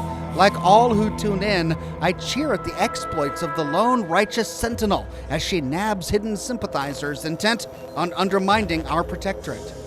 But as the miscreants are shipped off for mental refreshment, I wonder, what would Red Cloak think of my Purpleberry Crunch consumption, or my enthrallment with its advertisements? I fear I know the answer. Maybe that'll give us a dialogue option with him, but I think we already convinced him.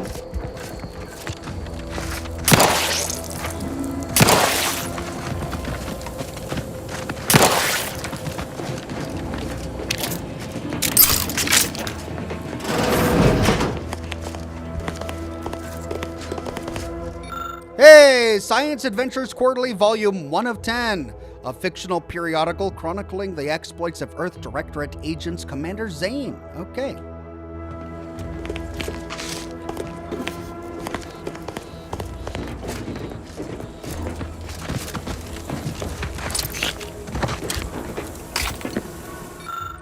Daily Journal of Good Neighbor Emily Woodham, mid-year 2358. Another perfectly preserved, perfect day. A reliably kept journal for later reminiscence of routine Sentinel review, mid-year 2358. 0700 hours awoke to another day of comfort and security with gratitude to Vigilant Hogarth and our Sovereign in his benevolence. 0730 hours broke morning fast with a nourishing meal of tribute pancakes, prepared with typical automechanical flair. 10:30 hours noticed neighbor Doherty taking his normal afternoon walk much earlier today, bears further scrutiny, possible reporting. 12:30 hours, neighbor Ryland arrived for our crafts activity, brought a freshly pre-baked Certainty sweet cake. He expressed great contentment with our perfect life, yet pondered if it might ever end. 12:32 hours, reported neighbor Ryland. 12:45 hours, ate the sweet cake anyway. 1700 hours, enjoyed evening meal while rereading A Beacon to the Cosmos, nourished physically and spiritually.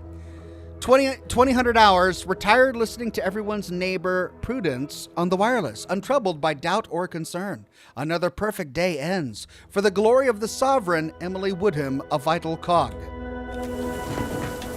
A dead cog!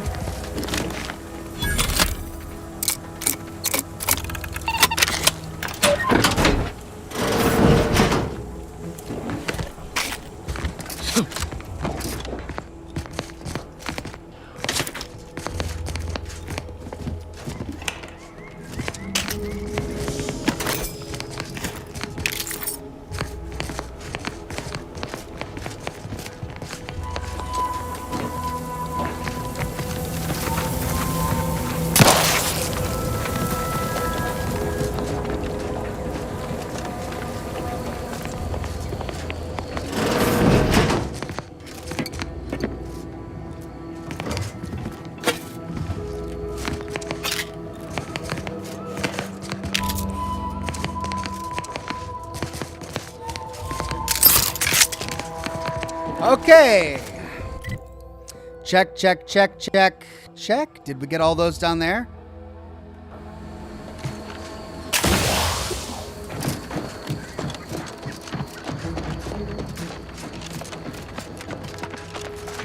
We did.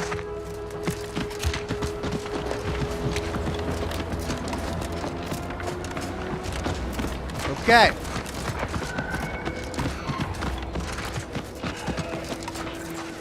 This looks like the place. Long, I haven't felt this high strung since Horizon Point. Just hope he's here.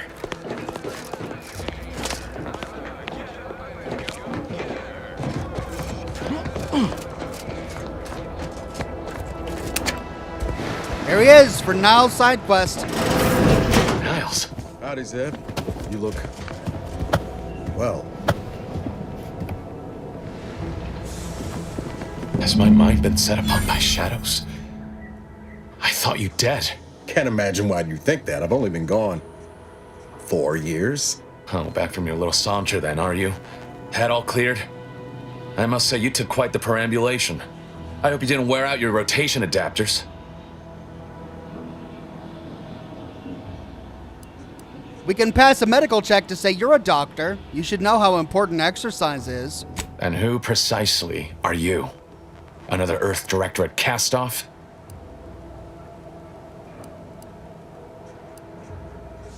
Yes, as a matter of fact, I was Niles' commander back in the day, briefly. So, you are keeping company these days. Just not mine.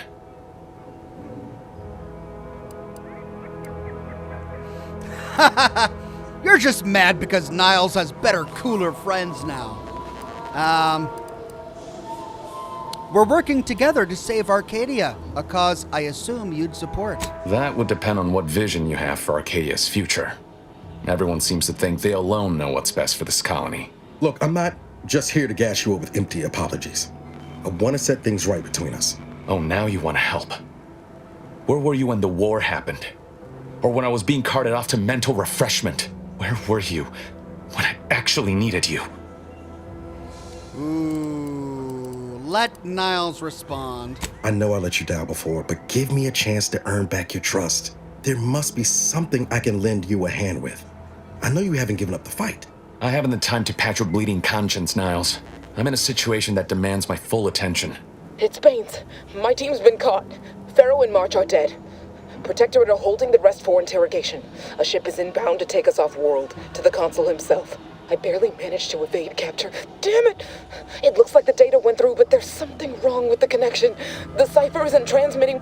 Found her! You there! Step away from that terminal at once! Audra! Fuck! It's all coming apart. Wow, what was that all about? That was one of my operatives. I organized a mission to infiltrate the Vox to acquire valuable intelligence. But obviously, something's gone wrong. Without that cipher, the intelligence is worthless. But I'm more concerned about my people at the moment. If you're sincere in your desire to help, prove it. Rescue my friends before that ship departs with them on board. Please. Uh-oh. Is it a timed mission? No, I hope not.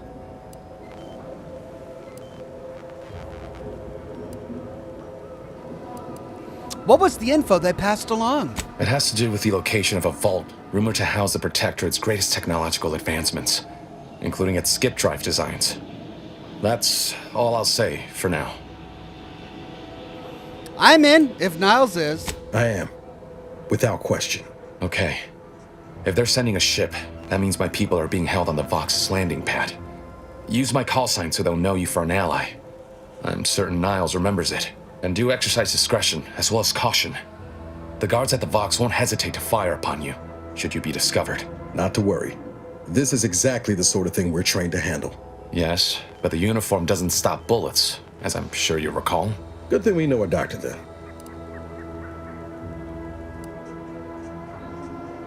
I have some questions before I go. I'll be quick. I'll answer what I can. How did a Protectorate doctor end up turning rebel fighter? If you must know, it was my sister. A neighbor reported her for some misconduct and she was taken to be refreshed. I never heard what her alleged crime was meant to be. The woman who returned was nigh unrecognizable. The injustice of it rattled me. And once I began to look into what had happened, the more discomfort I felt. Then I met Niles. He told me the truth about other colonies. Made Arcadia feel so small, claustrophobic, repressive. And my smoldering resentments became a full conflagration. About your stint in mental refreshment. Stop there. I know what you would ask, but I've done my best to put that unpleasant experience behind me. Please respect my wish to avoid reopening closed wounds. What can you tell me about your neighbors? The Crabbles? They keep people away who might otherwise stumble into my operation here. I feel kindly toward them. By neighbors, I was referring to Westport. Ah, of course. Hogarth and his unfortunate charges would be top of mind if you've explored the nearby settlement. I sympathize with the plight of those in Westport. They want nothing to do with me, of course, or anyone outside the Sovereign's grace, which has been to my benefit. I do believe that one day, the truth of the Protector's iniquity will be too obvious to ignore. But for now, not even a crowbar could pry open all those shut eyes. That's all I need for now. Okay, chat is telling me that it's not time, so I don't have to worry about racing across that bridge.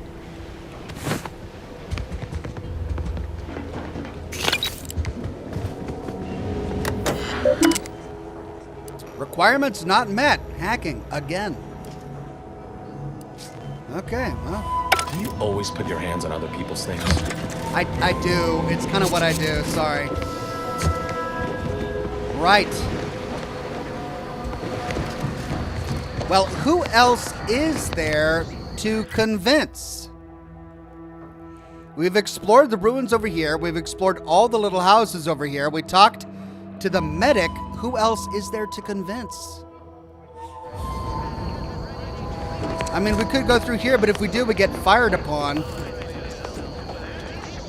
Restricted area.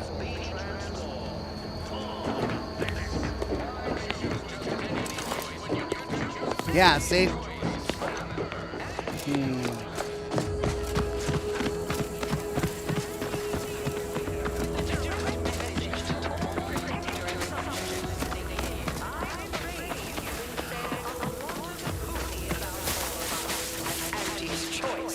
Your so-called superiors would have you believe we're unscrupulous interlopers intent on stealing the very bread off your plate. That didn't sound like prudence at all. Got something on my mind. Did you hear that message over the loudspeakers? About choosing your chosen profession? That Milver Street fellow said in Fairfield you can, if I understood correctly, opt for any job you show proficiency. Could that truly be true? Or is it a base falsity foisted by Auntie's choice to, you know, undermine Protectorate subjects' unflagging resolve?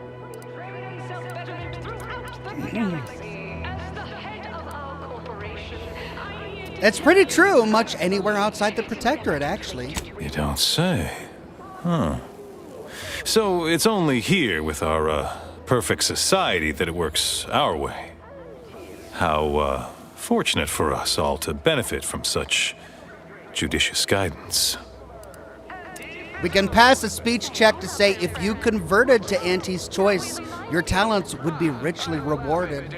That's a right intriguing proposition. I do wonder what it's like to have a choice about things. If it weren't for Vigilant Hogarth, I do believe I'd scupper off to well, you know where. Yeah. You convince him, I'm in. But I owe him enough I wouldn't abandon him for nothing. Okay, we've got two. With the pep and pertinacity you need to succeed. Are you a get-up-and-go-getter? Auntie's choice is the... Actually, we've got three. We got this guy, too. Hello again. Have you spoken to Vigilant Hogarth yet? Did he give permission for me to leave? Okay, let me talk to him. Ah, I see. Well, please inform me if and when you do. Okay, so that's three whom we've convinced. That might be enough.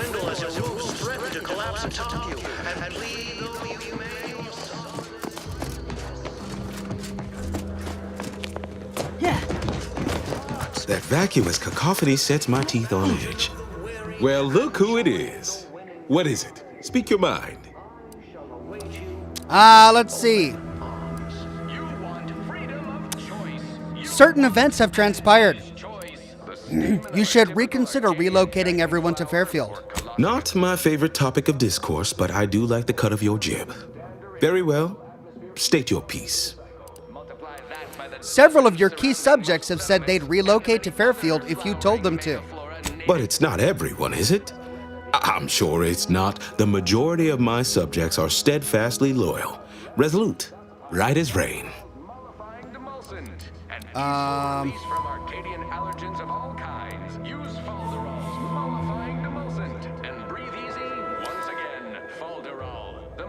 Well, let's see.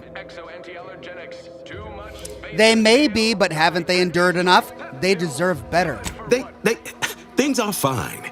Everyone's fine. They deserve better. Huh. They do, don't they? I've tried to tell myself it's better to die a subject of the Great Protectorate than live a life driven by freedom, but you may be right. Regardless, now that we're all traitors, they really don't need my permission, but if they want it, they shall have it. My former subjects are free to live an empty life with Auntie's choice. I'll make an announcement. Order them to depart for Fairfield, but I will be staying. No, don't stay. You should leave with your people. Should I? Haven't I failed them enough for one lifetime? No. I will stay here and loyally await the judgment I richly deserve. Artificial sweetener made from the reprocessed runoff of industrial facilities, chemical plants, slaughterhouses, and... You don't seem like the type to just give up. Not when your people still require a leader. My former subjects jumped at the chance to abandon Westport. They don't need me.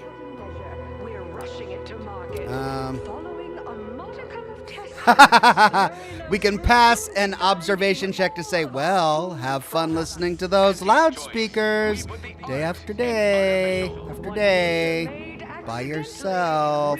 Oh, come now. I am a vigilant of the Protectorate. I have endured untold hardships, countless battles. What's a little avatar? Oh, it never stops. The tumult of duplicitous lies. You're right.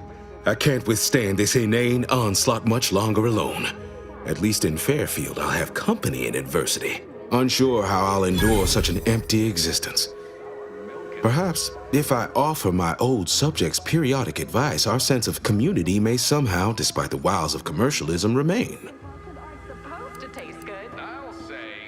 I wish safe travels to you and your people, Vigilant. All right, then. Suppose it's time to make my announcement. Yay! None of the delicious taste. New from Auntie's Choice. Where nature ends, we begin. Well, give Auntie don't need that anymore. And she'll give you Attention, everyone. Attention. I, Vigilant Ogden Hogarth, hereby do order all subjects under my command to abandon the settlement of Westport at the earliest possible juncture. You are to depart for the township of Fairfield, safely and together. Once there, you are to appeal to local authorities for citizenship with Auntie's Choice. Thereupon, you are thus and forevermore relieved of your duties as subjects of the Protectorate. This is a direct order from your Vigilant and is not to be questioned and cannot be countermanded. Now see to your preparations. I will join you shortly. All right, we did it. Can we get into this room now? What is that? That's a canid.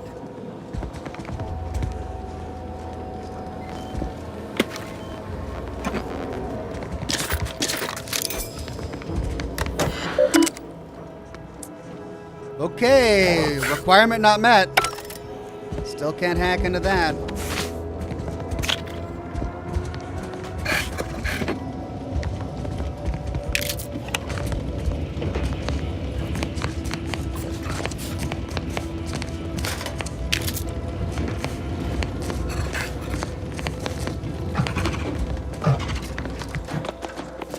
Right, well, I think we did it.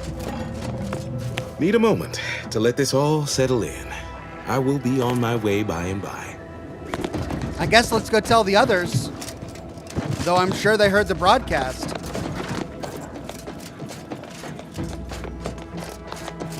Don't suspect the Sovereign will be too fond about these orders. I wish everyone's neighbor Prudence was my actual neighbor. Except my domicile is presently. Hope I don't get assigned to a grafting lab in Fairfield. Don't want to have to transplant a raptidon head onto some poor so-and-so's body. Okay, well, I can't talk with her any longer.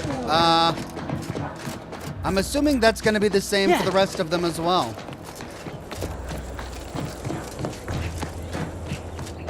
Be on my way in 2 shakes of a raptidon's tail, promise. Just need a moment to say goodbye to this place proper.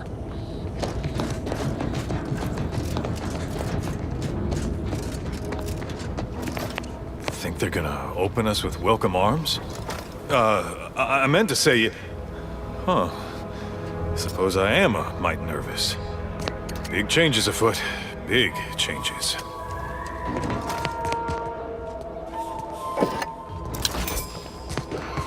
We did it! Yay! Okay, let's go and talk to Top Hat Guy.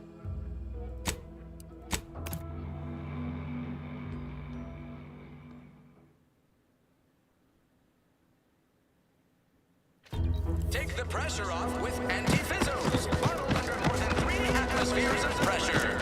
I've been bartering with the defectors. Traded 1 force rocket for a whole tin of prestige force flow. Don't go into that cheap saloon if you got a lick of gumption. They got no tolerance for it.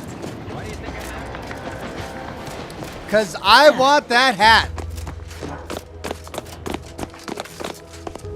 You've lifted my spirits right out of their doldrums. Our new guests have just arrived. Here, a considerable reward for your considerable efforts. Had anyone asked, I would have bet a year's pay against your capturing the hearts and minds of the denizens of Westport, and it seems I would have been out a great deal of bits. I've 2 minds about the convertees. Anyone with eyes can see they need guidance, but a pernicious system is not easily abandoned. Have you any thoughts?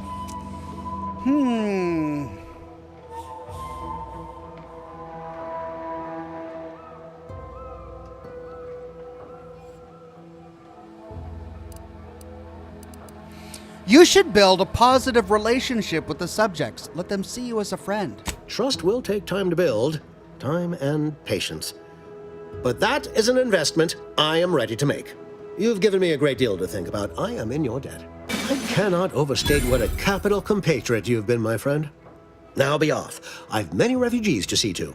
Hey, what about my hat? Oh, requires melee? I guess this is being able to knock his hat off. Wait a minute. You had a plan to get me into the Vox. Are you going back on our deal? Plan is such a strong word. Let's call it a hunch. Consider this your first lesson in propaganda. Find whatever your target desires most and use it towards your own ends. Speak with Vigilant Hogarth in the building beside the saloon. He was in charge around here before we arrived. I have no doubt he knows vital information to the Vox's functioning. Now, should you ever find yourself visiting the ACS Undisputed Claim, do come see me. I've no doubt that when we next meet, I'll have risen 6 ranks, at least. Farewell!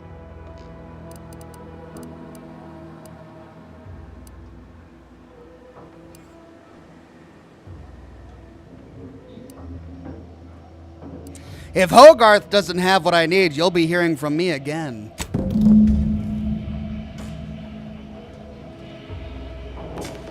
What about my hat? I wanted the hat. Did I not get the hat?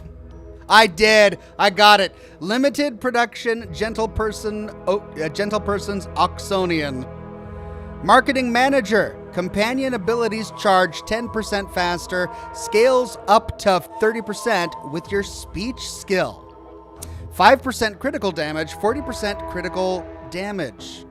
Oh, 5% critical chance. Yeah, why not?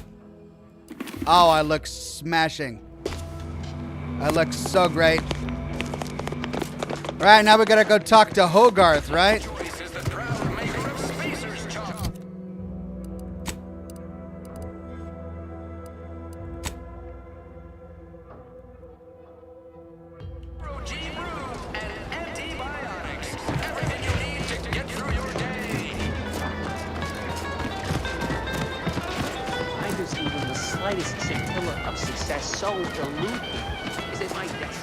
The others appear to be acclimatizing well to this purposeless existence. Well, hello. You appear burning with purpose. Is everything all right? Has something occurred?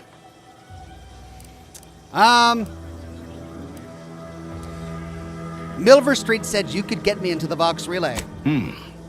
Judging by the waves of consternation wafting off of you, your other options must have failed. Yes, I know of a means in, but you must do something for me there. Even though I no longer am of the Protectorate, I do care for its subjects. I'll prepare a writ of conscription to allow you entry to the Vox relay. While most would refuse my authorization, the sentry assigned to the gate once lived in Westport. Sentry second-class layman. Show the writ as proof I have conscripted you into my employ. Use it to press service on my behalf, and she will let you in. What do you need done? Once you're inside, there's someone else you should show it to. You do that and say what I tell you. It saved many lives. The Vox relay is, to my mind, a time bomb. Brigadier Montelli's lost his way. Now all manner of chaos is raging there. I've heard tell he's even resorted to extra-legal executions. Madness, I tell you. A brigadier doesn't act as judge, jury, and executioner. That's an arbiter's job. And even then, they're enforcing existing Protectorate law. How did Montelli lose his way? Why, isn't it obvious? As vigilant, I was his commander, and without my guidance, he was lost. All manner of chaos seems to be the order of the day at the station. Executions done in the service of order are an unfortunate necessity. Done at the whim of an individual, well, that's just one more depravity Antes has wrought upon us.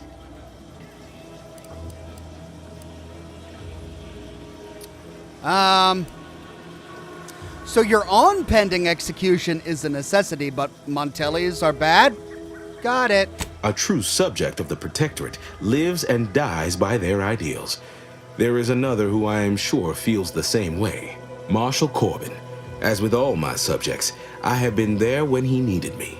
I trust we can call on him now to do his part. Seek him out at the Vox relay, conscript him with the writ, and this is important. You must convince him to kill Montelli. Corbin will want to talk him down, to take him into custody, to message superiors outside the facility beforehand. We cannot allow any of that to happen. Oh, okay, so we gotta have Corbin kill him. Corbin, the same guy we met 10 years ago.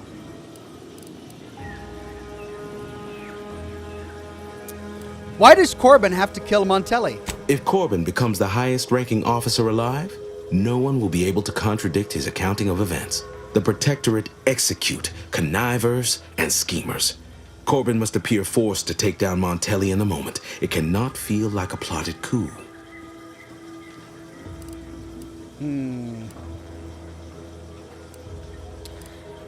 Sounds like a plan, Vigilant. Good, good. Here is the writ. Farewell now. Okay, I got the writ.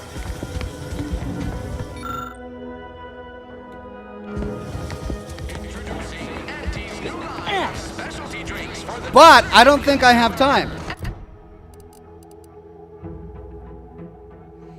Visit Ethel Tinsley's lab. Let's see. Let's take a look at the region. So there's Scrabbles. Save the Subversives. That's going to be down there. That's the Vox Relay. Ethel Tinsley's lab is not here. It's got to be somewhere else. So we're almost done with this area, but I don't think I have enough time. Oh, no, look, we could do this. That's close by. Let's do that. People think I got ejected from the saloon because I'm 3 shoots to the wind. But maybe I am drunk.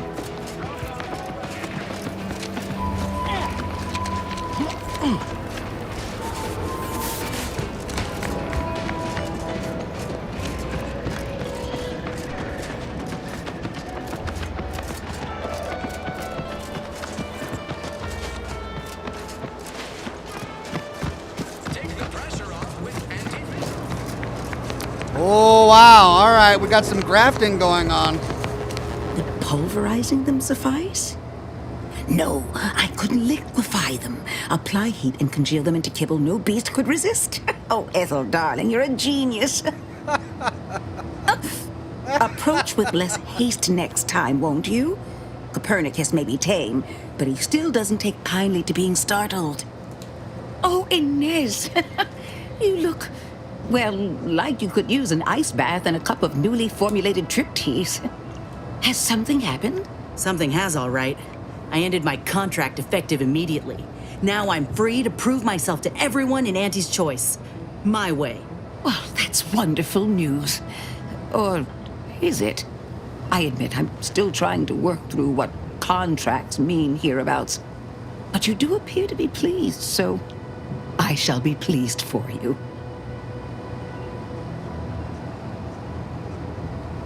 Do contracts mean something different where you're from? Oh, yes.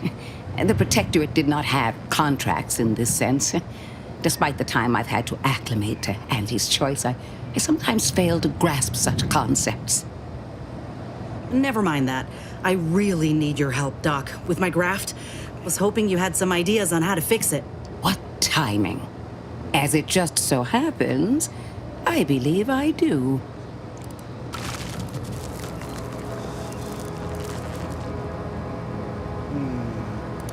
So how's that? Don't you just work with Raptidons? Before I began my new illustrious career working with our tame, scaly friends here, I was a researcher in the Enhanced Soldier Division. Oh, I was on the verge of breakthrough when they shut us down. Oh, when I think of the lives I could have reached. But in my current role, I do try to help where I can. Where my own first aid training can't reach, Doc's got me covered. The graft knocked me on my ass for weeks when I first got it. But she nursed me back to health. Would if I could have done more.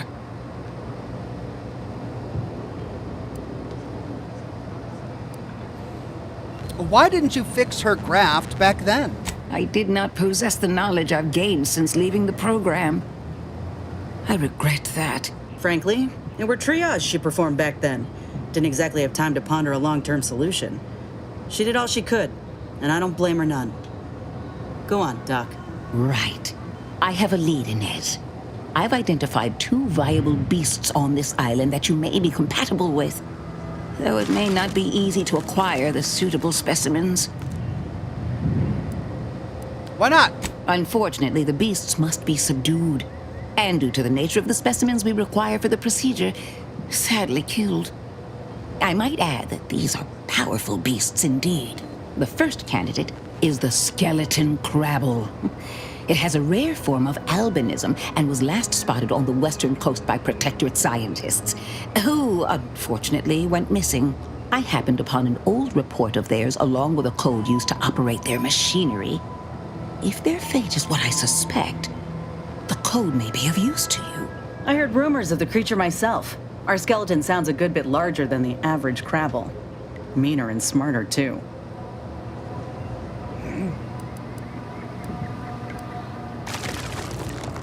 And the second candidate?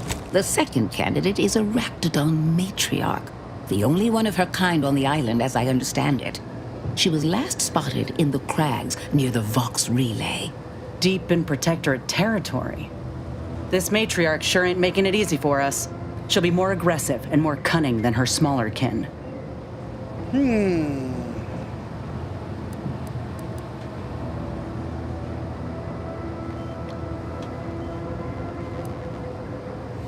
Since the cave is so close to the Vox relay, will we have to worry about the Protectorate troops? Not once you're inside the cave.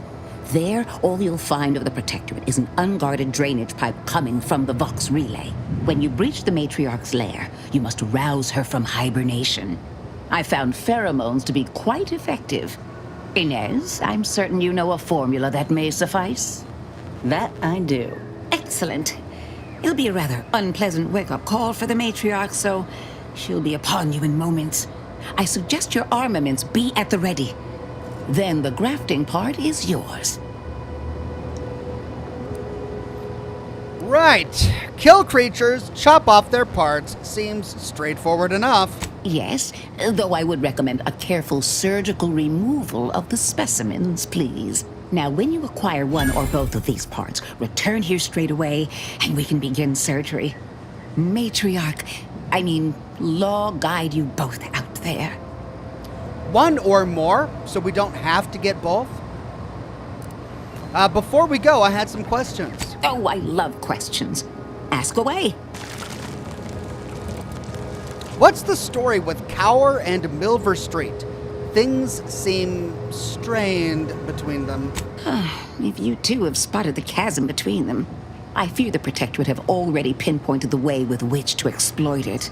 I'm unused to the way things are done here, I suppose. The Protectorate leadership never behaved in such a manner. Ooh. Required info not found. With freedom of thought comes conflict and uncertainty. Which I would not mind if the threat of annihilation weren't hanging over us so. I am accustomed to decisive and unanimous action. Not this. And yet, I would much rather stay here, continue my work, and hope my leaders can reach an accord. Challenging though it may be, one wishes to woo Protectorate subjects to our ranks. The other wishes to secure a decisive victory with weaponry and technology. As for which approach is best, I wish I knew.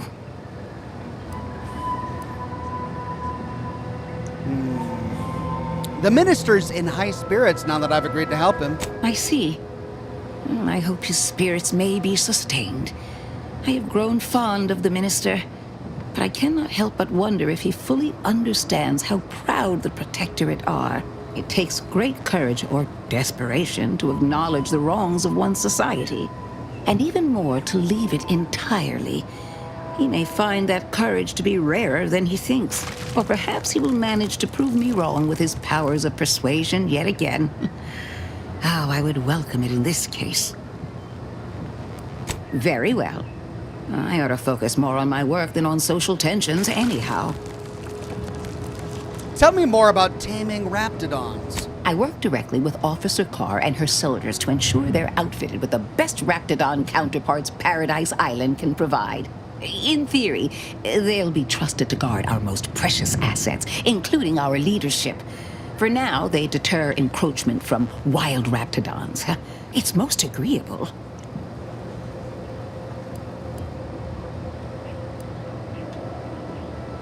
Well, I hope this doesn't hurt any of them. Trust me, they are safer here than out in the wilds. I have been reprimanded thrice now for undue pampering. I would not be here if this experiment was still causing needless suffering. You said something about being ex-Protectorate earlier. I'm curious. Well, I was a subject once. Despite my talents, the plan dictated that I should be relegated to programming cleaning mechs. Bah. But then, Auntie's Choice came along and offered to transform our lives for the better. I chose to accept. And look where I am today. Over the last year, I have climbed the rungs of my division through the sheer merit of my work. I have finally earned the respect I was always due.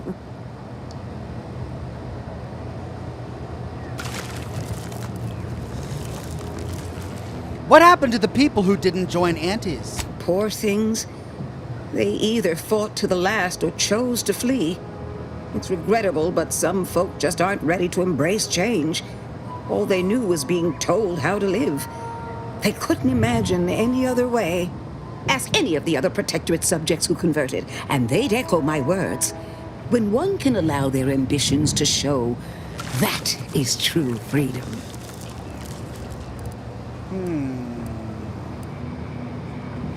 What about your friends and family? Is that how they feel? Why do you assume I had anyone I could consider as such? My parents returned to the void long ago. No siblings, no children. I am the sole bearer of my name. As for friends, few cared for a janitor who talked to herself and preferred her books to praising the sovereign. Couldn't possibly understand what it's like to be seen as nothing. Then finally be afforded the opportunity to prove your worth. In any case, I do hope I've satisfied your curiosity. The war effort and liberating the rest of the Protectorate waits for no one, you understand? I'll be going now. Okay, well, we gotta kill some creatures. Look at this fancy dude. That is quite a hat. Terminals. Private notes. To mend a graft. Possibilities. Inez's health is declining and we're running out of time. If the minister won't grant her clearance to visit the lab, well, I may have to take matters into my own hands. If we are to fix her graft, apart from an especially hearty and powerful creature is needed. There are two right here on the island to choose from. One, the skeleton crabble, last spotted in a cavern off the western coast, named for its albinism. Protectorate researchers went missing while studying it and used a sonic device to draw it out. Very curious. I think I like that one. Two, the Raptidon matriarch found in the crags in the northern part of the island. Why Auntie's Choice deposited it there, I don't know. It should be in hibernation this season, but with the right pheromones, it may awaken. I wish I could track these creatures down myself, but Officer Cower has sadly declined to instruct me on how to operate this machine pistol contraption. Cannot imagine why. Musings on Raptidons. Well, I have officially gone from chimeric scientist to Raptidon onboarding specialist. But it's not so harsh a change as I feared. These creatures require constant feeding, house training, combat conditioning, and praising in dulcet tones, yes. But they've also provided me ample opportunity to study their constitution. They've taken well to a salve I developed for wound care, far better than the average human would have. While my previous work may have been lost to history, I can't help but wonder, might this have been used to aid graft recipients? If so, would we perhaps have had more success than failures? Ah, Milver Street has come calling for his subcutaneous injections again. I'll write more of my findings later. Messages. To DB Milver Street, subject halted assimilation. DB, first I want to thank you for always being so kind and such a great listener. You've been of immense assistance to me in the past few years. I write to you today because I admit I'm at a bit of a crossroads. Is it reasonable to be among a society for so long, yet to feel so separate from it? Try as I might to feel one with Auntie's Choice, it's as if I'm donning a costume. I wish I didn't feel so. Any advice you have would be much appreciated. Your friend Ethel. So despite everything she said, she still feels like a bit of an outsider.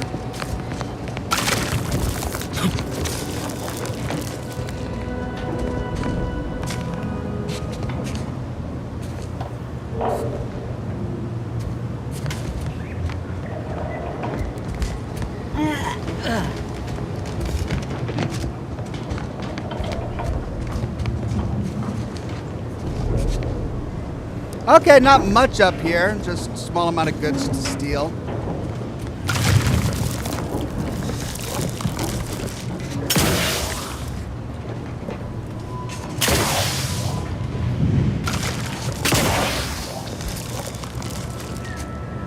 And I can't walk across that beam. Pushes me off. Yeah. Right. Let's take a look at that map. Where are they? Ah. There's the skeleton crabble. And there's the Raptidon matriarch. So much is clustered up here by the Vox relay. Right, well, I'm out of time. I'm going to do a hard save. And that's it for now. Thanks for joining me for Scotch and Smoke Rings, everybody. Had a blast with more Outer Worlds 2. Let me know if you want to see more live streams of this game, because I'm really enjoying myself. And, as always, have a wonderful night, and I'll see you soon with more lore videos and more live streams. Bye-bye now.